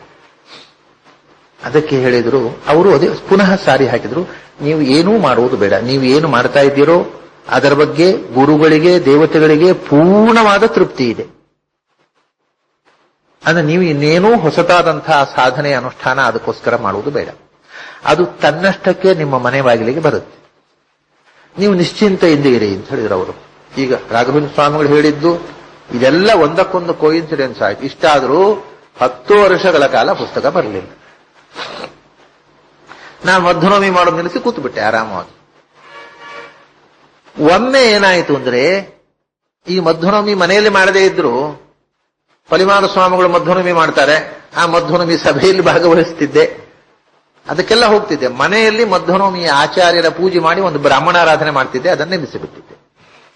ಒಮ್ಮೆ ಏನಾಯ್ತು ಅಂದ್ರೆ, ಈಗ ಕೆಲವು ವರ್ಷಗಳ ಕೆಳಗೆ ಪ್ರಯಾಗದಲ್ಲಿ ಮಧ್ಯನವಮಿ ಉತ್ಸವ ಮಾಡಿದ್ರು ಪರಿಮಾಣ ಸ್ವಾಮಿಗಳು. ಅದು ಯಾವ ವರ್ಷ ಅಂತ ನೆನಪಿಲ್ಲ, ನಿಮಗೆ ನೆನಪಿರಬಹುದು. ಪ್ರಯಾಗದಲ್ಲಿ ಮಾಡಿದರು. ಆ ವರ್ಷ ಪ್ರಯಾಗಕ್ಕೆ ಹೋಗ್ಬೇಕು ಮಧ್ಯನವಮಿ ಉತ್ಸವದಲ್ಲಿ ಭಾಗವಹಿಸಬೇಕಾದ್ರೆ. ಅಷ್ಟು ದೂರ ಯಾರು ಹೋಗ್ತಾರೆ ಅಂತ ನಾನು ಪ್ರಯಾಗಕ್ಕೆ ಮಧ್ಯನವಮಿ ಉತ್ಸವಕ್ಕೆ ಹೋಗಲಿಲ್ಲ. ಆಗ ಇದ್ದಕ್ಕಿದ್ದಾಗ ಯೋಚನೆ ಬಂತು, ಮಧ್ಯನವಮಿ ಸ್ವಾಮಿಗಳು ಸಭೆ ಮಾಡಿದಲ್ಲಿಗೂ ಹೋಗ್ಲಿಕ್ಕಾಗ್ತಾ ಇಲ್ಲ, ಮನೆಯಲ್ಲೂ ಮಾಡ್ತಾ ಇಲ್ಲ. ಈ ವರ್ಷ ಮನೆಯಲ್ಲೇ ಮಧ್ಯನವಮಿ ಉತ್ಸವ ಮಾಡಿಬಿಡೋಣ. ಇದು ಮರೆತು ಹೋಗಿದೆ ನನಗೆ. ಆ ಪುಸ್ತಕ ಬಾರದೆ ನಾನು ಮಧ್ಯನವಮಿ ಆಚರಿಸುವುದಿಲ್ಲ ಅಂತ ಪ್ರತಿಜ್ಞೆ ಮಾಡಿದ್ದು ಮರೆತು ಹೋಗಿದೆ. ಈ ವರ್ಷ ಮಧ್ಯನವಮಿ ಇಲ್ಲ ಅಂತ ಆಗುತ್ತಲ್ಲ, ಮನೆಯಲ್ಲಿ ಒಂದು ಸಣ್ಣ ಮಧ್ಯನವಮಿ ಮಾಡೋಣ ಅಂತ ಮನಸ್ಸಿನಲ್ಲಿ ಯೋಚಿಸಿದೆ. ಯೋಚಿಸಿ ನನ್ನ ಆತ್ಮೀಯರಾದ ಕೆಲವರನ್ನ ಅವತ್ತು ಮಧ್ಯಾಹ್ನ ಭೋಜನಕ್ಕೆ ಕರೆದೆ. ನಾವು ಒಟ್ಟಿಗೆ ಮಧ್ಯನವಮಿ ಒಟ್ಟಿಗೆ ಪ್ರಸಾದ ಸ್ವೀಕಾರ ಮಾಡೋಣ. ಇವತ್ತು ಒಂದು ಸಣ್ಣ ಪ್ರಮಾಣದಲ್ಲಿ ಮನೆಯಲ್ಲಿ ಮಧ್ಯನವಮಿ ಆಚಾರ್ಯ ವಾಯಸ್ತುತಿ ಹೇಳಿ ಆಚಾರ್ಯ ಪೂಜೆ ಮಾಡಬೇಕು ಅಂತ ಸಂಕಲ್ಪ ಮಾಡಿದ್ದೇನೆ, ಮನೆಗೆ ಬನ್ನಿ. ಆಯ್ತು, ಬರ್ತೇವೆ ಅಂದ್ರು ಅವರು. ಆದ್ರೆ ಈಗೇನಾಗಿದೆ ಅಂದ್ರೆ, ಆಗಲೂ ಇದೇ ಪರಿಸ್ಥಿತಿ. ಮಧ್ಯನವಮಿ ಸಣ್ಣ ಪ್ರಮಾಣದಲ್ಲಿ ಮಾಡಬೇಕು. ಮನೆಯಲ್ಲಿ ಕೆಲವು ನನ್ನ ಸ್ನೇಹಿತರನ್ನೆಲ್ಲ, ಆತ್ಮೀಯರನ್ನ, ಸ್ವಲ್ಪ ಈ ಅಧ್ಯಾತ್ಮದ ಪ್ರವೃತ್ತಿ ಇರುವ ಮಂದಿಯನ್ನ, ನನ್ನ ಬಳಗದವರನ್ನ ಕರೆದಿದ್ದೇನೆ. ಅಷ್ಟು ಜನಕ್ಕೆ ಆ ಮಧ್ಯಾಹ್ನ ಊಟದ ವ್ಯವಸ್ಥೆ ಆಗಬೇಕು ಕನಿಷ್ಠ. ಉಳಿದ ಖರ್ಚೆಲ್ಲ ಏನೂ ಇಲ್ಲ, ಅಂದ್ರೆ ಅಷ್ಟು ಜನರಿಗೆ ಊಟದ ವ್ಯವಸ್ಥೆ ಆಗಬೇಕು. ಅಷ್ಟು ಮಂದಿಗೆ ಅಡಿಗೆ ಮಾಡುವುದು ನನ್ನ ಹೆಂಡತಿಗೆ ಸಾಧ್ಯವಿರಲಿಲ್ಲ. ಒಬ್ಬ ಅಡಿಗೆಯವರನ್ನ ಹೇಳಬೇಕು. ಒಂದು 10-20 ಜನ ಆದ್ರೂ ಒಂದು ಅಡಿಗೆಯವರನ್ನ ಹೇಳಬೇಕು. ಅವಳು ಹೇಳಿದ್ರು, ನನಗೆ ಸ್ವಲ್ಪ ಕಷ್ಟ ಆಗಬಹುದು, ಆಮೇಲೆ ನನಗೆ ನೀವು ಅಡಿಗೆಯವನ್ನ ಯಾರನ್ನ ಹೇಳಿದ್ರೆ ಒಳ್ಳೇದಿತ್ತು, ನಮಗೆ ಅಷ್ಟು ದೊಡ್ಡ ಅಡಿಗೆ ಮಾಡಿ ಅಭ್ಯಾಸ ಇಲ್ಲ, ಕಡೆಗೆ ಸಾರಿಗೆ ಉಪ್ಪಿಲ್ಲ, ಹುಳಿಗೆ ಹುಳಿ ಇಲ್ಲ ಅಂತ ಆದರೂ ಆದೀತು, ನಮಗೆ ಚಿಕ್ಕ ಅಡಿಗೆ ಮಾತ್ರ ಮಾಡಿ ಗೊತ್ತು, ನೀವೊಂದು ಅಡಿಗೆಯವರನ್ನ 20 ಜನರ ಅಡಿಗೆ ಮಾಡ್ಲಿಕ್ಕೆ ಅಡಿಗೆವನ್ನು ಹೇಳಿದ್ರು, ಅದಕ್ಕೆ ಬೇಕಾದ ಸಾಮಾನು ಮತ್ತೆ ಒಂದು ಅಡಿಗೆಯವರಿಗೆ ದುಡ್ಡು ಒಂದು 300-400 ರೂಪಾಯಿ ಒಳಗೆ ಆಗುವಂತಹದ್ದು. ಅಷ್ಟೂ ಇರಲಿಲ್ಲ ನನ್ನ ಹತ್ರ ದುಡ್ಡು ಆವಾಗ. ತಮಾಷೆಯನ್ನು ನೀವು ಕೆಲವು ಸತ್ಯಗಳನ್ನ ಹೇಳ್ತೇನೆ, ನನ್ನ ಹತ್ರ ಅವಾಗ 300-400 ರೂಪಾಯಿಯೂ ಇರಲಿಲ್ಲ. ಆದ್ರೆ ಆಗಬೇಕು ಅಂತ ತೀರ್ಮಾನ ಮಾಡಿದ್ದಾಯ್ತು, ಏನ್ ಮಾಡ್ಬೇಕು? ಆದ್ರೆ ಒಂದು ಧೈರ್ಯ, ಅವತ್ತು ಏನು ಕಡೆ ಬಂದವರಿಗೆ ಒಂದು 5-10 ರೂಪಾಯಿ ದಕ್ಷಿಣೆ, ಎಲ್ಲ ಒಂದು 500 ರೂಪಾಯಿ ಖರ್ಚು. 500 ರೂಪಾಯಿ ಖರ್ಚಿಗೆ ಏನ್ ಮಾಡೋದು? ಏನ್ ಅರ್ಜೆಂಟಿಗೆ ಯಾರ ಹತ್ರ ತಗೊಳ್ಳೋದು. ಯಾರಾದರೂ ಕಡ ಕೇಳಿದ್ರೆ ಕೊಡುವುದಿಲ್ಲ, ನೀನು ಅಪ್ರಾಮಾಣಿಕ ಅಂತ ಹೇಳಿರಲಿಲ್ಲ ಇಷ್ಟವರೆಗೆ. ಆದ್ರಿಂದ ಯಾರಾದರೂ ಒಂದು 500 ರೂಪಾಯಿ ಕಡ ತಗೊಳ್ಳೋದು, ಮಠದಲ್ಲೇ ಹೋಗಿ ಕಡ ತಗೊಳ್ಳೋದು, ಬೇಜಾರು ಮಠದಲ್ಲಿ ಹೋಗೋದು, ಅಲ್ಲೇ ಮಠದಲ್ಲಿ ಒಂದು 500 ರೂಪಾಯಿ ಕೊಟ್ರೆ ಮತ್ತೆ ಕೊಡ್ತೇನೆ, ಏನಾದ್ರೂ ಆಗತ್ತೆ, ಇಲ್ಲ ಅಂಗಡಿಯಿಂದ ಸಾಮಾನು ತರೋದು ಮತ್ತೆ ಕೊಡ್ತೇನೆ ಅನ್ನೋದು, ಯಾರು ಕೊಡೋಲ್ಲ ಅಂತ ಅನ್ನೋದಿಲ್ಲ. ಆ ಸ್ಥಿತಿ ಇಲ್ಲ ದೇವರ ದಯದಿಂದ ಅಂತ ಧೈರ್ಯವಾಗಿ ಕೂತೇನೆ. ಇದಕ್ಕೆ ಪುನಃ ಇದು ಮಧ್ಯನವಮಿ 1 ವಾರ ಇದೆ. 1 ವಾರ ಇದ್ದಾಗ ನಾನು ಆವಾಗ ಮಣಿಪಾಲದಲ್ಲಿ ಉದಯವಾಣಿಯಲ್ಲಿ ಸಾಪ್ತಾಹಿಕ ಸಂಪಾದಕನಾಗಿದ್ದೆ, ಮ್ಯಾಗಝಿನ್ ಎಡಿಟರ್. ಮಣಿಪಾಲದಿಂದ ನಾನು ಬಸ್ ಸ್ಟ್ಯಾಂಡಿಗೆ ಬರ್ತಾ ಇದ್ದಾಗ ಯಾವಾಗಲೂ ನಮ್ಮ ಮನೆಗೆ ಅಡಿಗೆ ಬರುವವರು ಅಲ್ಲಿದ್ದಾರೆ ನಿಂತು, ನಮಸ್ಕಾರ ಆಚಾರ್ಯ ಅಂತ. ಏನ್ರಿ ಇಲ್ಲಿ? ಏನೋ ಹೀಗೆ ಹೋಗಿದ್ದೆ ಎಲ್ಲಿಗೋ, ಅಕಸ್ಮಾತ್ ಇಲ್ಲಿಗೆ ಬಂದೆ, ನೀವು ಸಿಕ್ಕಿದ್ದು ಒಳ್ಳೇದಾಯ್ತು. ನಾಡ್ದು ಒಂದು ಮಧ್ಯನವಮಿ ದಿವಸ ನಮ್ಮ ಮನೆಗೆ ಅಡಿಗೆ ಬರ್ಬೇಕು ನೀವು. ಆಯ್ತು ಬರ್ತೇನೆ ಅಂದ್ರು. ಅವನು ಹುಡುಕೋ ಕೆಲಸ ಹೋಯ್ತಾ, ಹೌದು, ಅಲ್ಲೇ ಸಿಕ್ಕಿದ್ರು, ಬಸ್ ಸ್ಟಾಪ್ನಲ್ಲಿ ಸಿಕ್ಕಿದ್ರು, ಅವನ್ ಬುಕ್ ಮಾಡಿದೆ. ಆಮೇಲೆ ಇನ್ನು ದುಡ್ಡು ಆಗ್ಬೇಕು, 500 ರೂಪಾಯಿ. ಅದು ಮುಗಿದು ಇನ್ನು ಮಧ್ಯಾಹ್ನವಿಗೆ ಒಂದು 3 ದಿವಸ ಇದೆ ಅನ್ನುವಾಗ ನಮ್ಮ ಮಣಿಪಾಲದ ಉದಯವಾಣಿಯ ಬಾಸ್ ಇದ್ದಾರಲ್ಲ, ಮ್ಯಾನೇಜಿಂಗ್ ಎಡಿಟರ್ ಸತೀಶ್ ಪೈ ಅಂತ ಅವರ ಹೆಸರು, ಅವರ ಮಗನಿಗೆ ಉಪನಯನ. ಆ ಉಪನಯನದ ದಿವಸ ನನ್ನನ್ನು ಕರೆದು ಹೇಳಿದ್ರು, ಹುಡುಗನಿಗೆ ಬ್ರಹ್ಮೋಪದೇಶ ಆದ್ಮೇಲೆ ಗಾಯತ್ರಿ ಬಗ್ಗೆ ಒಂದು ಅರ್ಧ ಗಂಟೆ ನೀವು ಪ್ರವಚನ ಮಾಡಬೇಕು ಅಂತ ಹೇಳಿದ್ರು. ಅವರು ಲೌಕಿಕದಲ್ಲಿ ನನ್ನ ಬಾಸ್, ಅವರು ಮ್ಯಾನೇಜಿಂಗ್ ಎಡಿಟರು, ನಾನು ಅದರ ಮ್ಯಾಗಝಿನ್ ಎಡಿಟರು, ನನಗೆ ಸಂಬಳ ಕೊಡುವ ಯಜಮಾನ, ನಾನು ಅಲ್ಲ ಅಂತ ಹೇಳಲಿಕ್ಕಾಗತ್ತಾ? ಆಯ್ತು ಅಂತ ಹೇಳಿದೆ. ಹೋದೆ. ಅಲ್ಲಿ ಉಪನಯನ ಮುಗಿದ ಮೇಲೆ ಒಂದು ಅರ್ಧ ಗಂಟೆ ಗಾಯತ್ರಿ ಬಗ್ಗೆ ಪ್ರವಚನ ಕೊಟ್ಟೆ. ಪ್ರವಚನ ಕೊಟ್ಟಾದ್ಮೇಲೆ ಇನ್ನೇನು ವಟುವಿಗೆ ಉಡುಗೊರೆ ಮಾಡಿ ಬರಬೇಕು ನಾನು. ಅವರು ವಟುವನ್ನು ಕರ್ಕೊಂಡು ಅವರೇ ಬಂದರು. ನನ್ನ ಬಾಸ್ ಸತೀಶ್ ಪೈ ಮತ್ತು ಅವರ ಮಗ, ಆ ಉಪನಯನ ಆದ ಹುಡುಗ ಬಂದು ಆ ಹುಡುಗನ ಕೈಯಲ್ಲಿ ನನಗೊಂದು ಕವರ್ ಕೊಟ್ಟರು. ಆ ಹುಡುಗನು ಮತ್ತು ನಮ್ಮ ಬಾಸು ಇಬ್ರು ನಮಸ್ಕಾರ ಮಾಡಿದ್ರು. ನನಗೆ ನಮಸ್ಕಾರ ಮಾಡಿ ವಿಚಿತ್ರ ಅನಿಸ್ತು ನನಗೆ. ಆಯ್ತು, ಒಂದು ಕಿಸೆ ಹಾಕೊಂಡು ಬಂದು ನೋಡಿದ್ರೆ 500 ರೂಪಾಯಿ ಇದೆ. ಓಹೋ, ಮಧ್ಯಮೆ ಖರ್ಚಿನ ದುಡ್ಡು ಬಂತು. ಅಡಿಗೆಯವರು ಬಂದರು. ಅದು ಇನ್ನೂ ಋಷಿ ಹೆಸರು ಬರಲಿಲ್ಲ. ಇಂಥ ಪ್ರಸಂಗದಲ್ಲಿ ಎಂಥ ವಿಚಿತ್ರಗಳು ನೋಡಿ. ಮೈಸೂರಿನಿಂದ ಒಬ್ಬರು ಬಂದರು, ಓರಿಯೆಂಟಲ್ ರಿಸರ್ಚ್ ಇನ್ಸ್ಟಿಟ್ಯೂಟಿನ ಒಬ್ಬರು ಸಂಶೋಧಕ, ರಿಸರ್ಚ್ ಸ್ಕಾಲರ್. ಅವರು ಬಂದರು. ಅವರು ಬಂದದ್ದು ಯಾಕೆ ಅಂದ್ರೆ, ಪಲಿಮಾರು ಮಠದ ಒಂದು ಮ್ಯಾನುಸ್ಕ್ರಿಪ್ಟ್ ಅನ್ನ, ಅದರ ಕಾಪಿ ಅವರಿಗೆ ಪಲಿಮಾರು ಮಠದಲ್ಲಿ ಇದ್ರೆ ಹುಡುಕಿ ಅದನ್ನು ತಿದ್ದಿ ಪ್ರಿಂಟ್ ಮಾಡಬೇಕು ಅಂತ ಅವರು ಬಂದಿದ್ದಾರೆ. ಸರಿ, ಮನೆಗೆ ಬಂದರು. ಅಲ್ಲಿ ORI ಡೈರೆಕ್ಟರು ಆವಾಗ ಸಿದ್ಧವೀರಪ್ಪ ಅಂತ ಏನೋ ಇದ್ರು. ಅವರು ಒಂದು ಲೆಟರ್ ಕೊಟ್ಟಿದ್ರು, ಇವರು ಸ್ವಲ್ಪ ನೆರವು ಮಾಡಿ ಅಂತ, ಮ್ಯಾನುಸ್ಕ್ರಿಪ್ಟ್ ಅನ್ನ ನೋಡಿ ಪಾಠಗಳನ್ನ ತಿದ್ದಿಕೊಡಿ ಅಂತ. ಅವರನ್ನ ಕರೆಕೊಂಡು ಪಲಿಮಾರು ಮಠಕ್ಕೆ ಬಂದೆ. ಆ ರಘುನಾಥ ವಿಜಯ ಪುಸ್ತಕ ನೋಡ್ಲಿಕ್ಕೋಸ್ಕರ ಆ ಮ್ಯಾನುಸ್ಕ್ರಿಪ್ಟ್ಗಳು ಇಡುವಂತಹ ಒಂದು ಕೋಣೆ. ಆ ಕೋಣೆ ಮುಂಚೆ ಮ್ಯಾನುಸ್ಕ್ರಿಪ್ಟ್ಗಳು ಮತ್ತು ಲೈಬ್ರರಿಯನ್ನ ಪ್ರಿಸರ್ವ್ ಮಾಡಿದ ಪುಸ್ತಕಗಳನ್ನಿಟ್ಟಂತಹ ಲೈಬ್ರರಿಯ ಕೋಣೆ ಆಗಿದ್ದರೆ, ಆಗ ಆ 10 ವರ್ಷದಲ್ಲಿ ಏನಾಗಿದೆ ಅಂದ್ರೆ, ಅದು ಅಲ್ಲಿ ಮ್ಯಾನುಸ್ಕ್ರಿಪ್ಟ್ಗಳನ್ನ ಅಲ್ಲಿಂದ ಮೇಲೆ ಇಟ್ಟಿದ್ರು. ಕೆಳಗಡೆ ಈ ಸಂಸ್ಕೃತ ಕಾಲೇಜಿನ ಪಂಡಿತರುಗಳು ಕೃಷ್ಣ ಮಠಕ್ಕೆ ಊಟಕ್ಕೆ ಹೋಗುವಾಗ ಶಾಲೆಯಿಂದ ಬಂದು ತಮ್ಮ ಅಂಗಿ ಕಳಚಿಟ್ಟು ಮಡಿಪಟ್ಟೆ ಉಟ್ಟುಕೊಂಡು ಹೋಗ್ಲಿಕ್ಕೆ, ಪಟ್ಟೆ ಮಡಿ ಇರುವ ಕೋಣೆ ಅದು, ಸಾರ್ವಜನಿಕ. ಅದಕ್ಕೆ ಬೀಗ ಈಗ ಏನೂ ಇರಲಿಲ್ಲ. ಅದು ಬರೋದು, ಅಂಗಿ ಕಳಚೋದು, ಪಟ್ಟೆ ಮಡಿ ಉಟ್ಟುಕೊಂಡು ಚೌಕಿ ಹೋಗೋದು, ಚೌಕಿ ಊಟ ಮಾಡ್ಕೊಂಡು ಬಂದು ಪುನಃ ಪಟ್ಟೆ ಮಡಿ ಅಲ್ಲಿಟ್ಟು ಅಂಗಿ ಹಾಕೊಂಡು ಶಾಲೆ ಹೋಗೋದು. ಹೀಗೆ ಅದು ಎಲ್ಲರೂ ಅಂಗಿ ಕಳಚಿ ಇಟ್ಟು ಪಟ್ಟೆ ಮಡಿ ಉಟ್ಟುಕೊಳ್ಳುವ ಬಹಿರಂಗ ಕೋಣೆಯಾಗಿತ್ತದು. ಹಿಂದೆ ಅದು ಲಾಕ್ ಆಗಿತ್ತು, ಪುಸ್ತಕ ಲೈಬ್ರರಿ. ಸರಿ, ಆ ಕೋಣೆಗೆ ಕರ್ಕೊಂಡು ಹೋದೆ. ಕರ್ಕೊಂಡು ಹೋಗಿ ಆ ಪುಸ್ತಕಗಳ ಮ್ಯಾನುಸ್ಕ್ರಿಪ್ಟ್ಗಳನ್ನು ಒಂದೊಂದೇ, ನನಗೆ ರಘುನಾಥ ವಿಜಯ ನಾನು ನೋಡಿದ್ದೆ, ನನಗೆ ಆ ಪುಸ್ತಕದ ಪರಿಚಯ ಇದೆ, ಅದನ್ನು ಹುಡುಕಿ ಕೊಡ್ತೇನೆ ಅಂತ ಧೈರ್ಯವಾಗಿ ಕರ್ಕೊಂಡು ಹೋದೆ. ಎಲ್ಲ ಪುಸ್ತಕಗಳನ್ನ ಒಂದು ದಿವಸ ಇಡೀ ಹುಡುಕಿದೆ. ಮುಕ್ಕಾಲಂಶ ಪುಸ್ತಕಗಳನ್ನು ನೋಡಿದ್ದಾಯ್ತು, ರಘುನಾಥ ವಿಜಯ ಪುಸ್ತಕ ಸಿಗ್ತಾ ಇಲ್ಲ. ಈ ಪುಸ್ತಕ ಬಹಳ ತೊಂದರೆ ಕೊಡ್ತಾ ಇದೆಯಲ್ಲ ಏನು ಅಂತ, ಇವತ್ತು ಸಿಗ್ತಾ ಇಲ್ಲ, ನಾಳೆ ನೋಡೋಣ ಅಂತ ಬೆಳಗಿನ ಸಂಜೆ ತನಕ ಹುಡುಕಿ ಎಲ್ಲಾ ಪುಸ್ತಕ ನೋಡಿದಾಯ್ತು, ರಘುನಾಥ ವಿಜಯ ಸಿಗಲಿಲ್ಲ. ಅದರ ನಂತರ ಮರುದಿವಸ ಬೆಳಿಗ್ಗೆ ಮನೆಗೆ ಬಂದವರು, ಅವ್ರಿಗೂ ಅವತ್ತು ಪುನಃ ಕರ್ಕೊಂಡು ಪುನಃ ಪುಸ್ತಕಗಳನ್ನು ನೋಡಿದೆ. ಅಲ್ಲಿ ಇರುವ ಆಲ್ಮೋಸ್ಟ್ ಎಲ್ಲಾ ಮ್ಯಾನುಸ್ಕ್ರಿಪ್ಟ್ಗಳನ್ನೂ ನೋಡಿ ಆಯ್ತು. ಮಧ್ಯಾಹ್ನ ತನಕ ರಘುನಾಥ ವಿಜಯ ಸಿಗಲಿಲ್ಲ. ಇಷ್ಟು ಅಂದ್ರೆ ರಘುನಾಥ ವಿಜಯ ನಾನೇ ನೋಡಿದ್ದು, ಅಲ್ಲಿ ಮ್ಯಾನುಸ್ಕ್ರಿಪ್ಟ್ ನನಗೆ ಪರಿಚಯ ಇದೆ, ಅದು ಸಿಗ್ತಾ ಇಲ್ಲ. ಅಲ್ಲಿ ಏನ್ ಮಾಡಿದ್ರು, 1.5 ದಿವಸ ಹುಡುಕಿದ್ರು ಪುಸ್ತಕ ಸಿಗ್ತಾ ಇಲ್ಲ. ಆವಾಗ ನಾನು ಅಲ್ಲಿ ಒಂದು ಮಂಚ ಇದೆ, ಆ ಮಂಚ ನೆಲದಿಂದ 1.5 ಗೇಣು ಎತ್ತರ ಅಷ್ಟೇ. ಈ ಎಲ್ಲ ಮಂಚಗಳಷ್ಟು ಹೈಟ್ ಇಲ್ಲ, ಸುಮ್ಮನೆ 9-10 ಇಂಚು ಎತ್ತರ ಇರ್ಬೋದು ನೆಲದಿಂದ, ಅಂಥ ಮಂಚ. ಆ ಮಂಚದಲ್ಲಿ ಕೂತವನು 1.5 ದಿವಸ ಪುಸ್ತಕ ಹುಡುಕಿ ಆ ಮಂಚದ ಬದಿಯಲ್ಲಿ ಕೂತವನು ಹೀಗೆ ತಲೆ ಕೈ ಇಟ್ಟುಕೊಂಡು, ಹೀಗಾಯ್ತಲ್ಲಪ್ಪ ಪುಸ್ತಕ ಹುಡುಕಿದ್ರೆ ಪುಸ್ತಕ ಸಿಗುದಿಲ್ಲ ಅಂದ್ರೆ ಏನು, ಹೀಗೆ ತಲೆ ಕೈ ಇಟ್ಟುಕೊಂಡು ಬಗ್ಗಿ ಕೂತೆ. ಬಗ್ಗಿ ಕೂತಾಗ ಆ ಮಂಚದ ಅಡಿಯಲ್ಲಿ ಒಂದು ತಾಡ್ವಾಲೆ ಪುಸ್ತಕದ ತುದಿ ಕಂಡಿತು. ಅದು ಆ ಮಂಚದ ಅಡಿಯಲ್ಲಿ ಕಸ ಗುಡಿಸದೆ ಕಸ ಡಂಪು ಮಾಡಿದ್ದಾರೆ. ಆ ಕಸದ ಒಟ್ಟಿಗೆ ಒಳಗಿನಿಂದ ತಳ್ಳಿ ಒಂದು ತಾಡ್ವಾಲೆ, ಇದೇನು ತಾಡ್ವಾಲೆ ಪುಸ್ತಕ ಅಂತ ಎಳೆದ್ರೆ ಋಷಿಕೇಶ ತೀರ್ಥರ ಪುಸ್ತಕ ಇದೆ ಅಲ್ಲಿ. ಬೇಗ ಅದನ್ನು ತಗೊಂಡೆ ಮನೆ ಕೊಂಡು ಹೋಗಿದ್ದೆ. ಮತ್ತೆ ನೋಡೋಣ ನಿಮ್ ಪುಸ್ತಕ ಅಂತ ಹೇಳ್ಕೊಂಡು ಹೋದೆ. ಸಾಯಂಕಾಲ ಬಂದೆ. ರಘುನಾಥ ವಿಜಯ ಹುಡುಕಿ ಕೊಡ್ಬೇಕಲ್ಲ ಮೈಸೂರಿನ ORI ಅವರಿಗೆ. ಸಾಯಂಕಾಲ ಬಂದು ಸುಮ್ಮನೆ ಆಮೇಲೆ ಯಾವ ಪುಸ್ತಕ ಏನು ಹುಡುಕಿ ಸೋತದ್ದು ಸುಮ್ಮನೆ ಕೈ ಹಾಕಿದೆ. ಯಾವುದೋ ಒಂದು ಪುಸ್ತಕ ತೆಗೆದ್ರೆ ರಘುನಾಥ ವಿಜಯ. ಅಂದ್ರೆ ಋಷಿಕೇಶ ತೀರ್ಥರ ಪುಸ್ತಕ ಸಿಗಬೇಕಾಗಿದ್ರೆ ನಾನು ಆ ಮಂಚದ ಅಡಿ ನೋಡ್ಬೇಕು. ಅಡಿಯಲ್ಲಿ ತಳ್ಳಿ ಇಟ್ಟಿದ್ದಾರೆ. ಅದನ್ನು ಕೊಂಡು ಹೋದವರು ಅದನ್ನ ಆ ಕಸದ ರಾಶಿಯಲ್ಲಿ ಡಂಪು ಮಾಡಿ ಆ ಮಂಚದ ಅಡಿಯಲ್ಲಿ ತಳ್ಳಿದ್ದಾರೆ.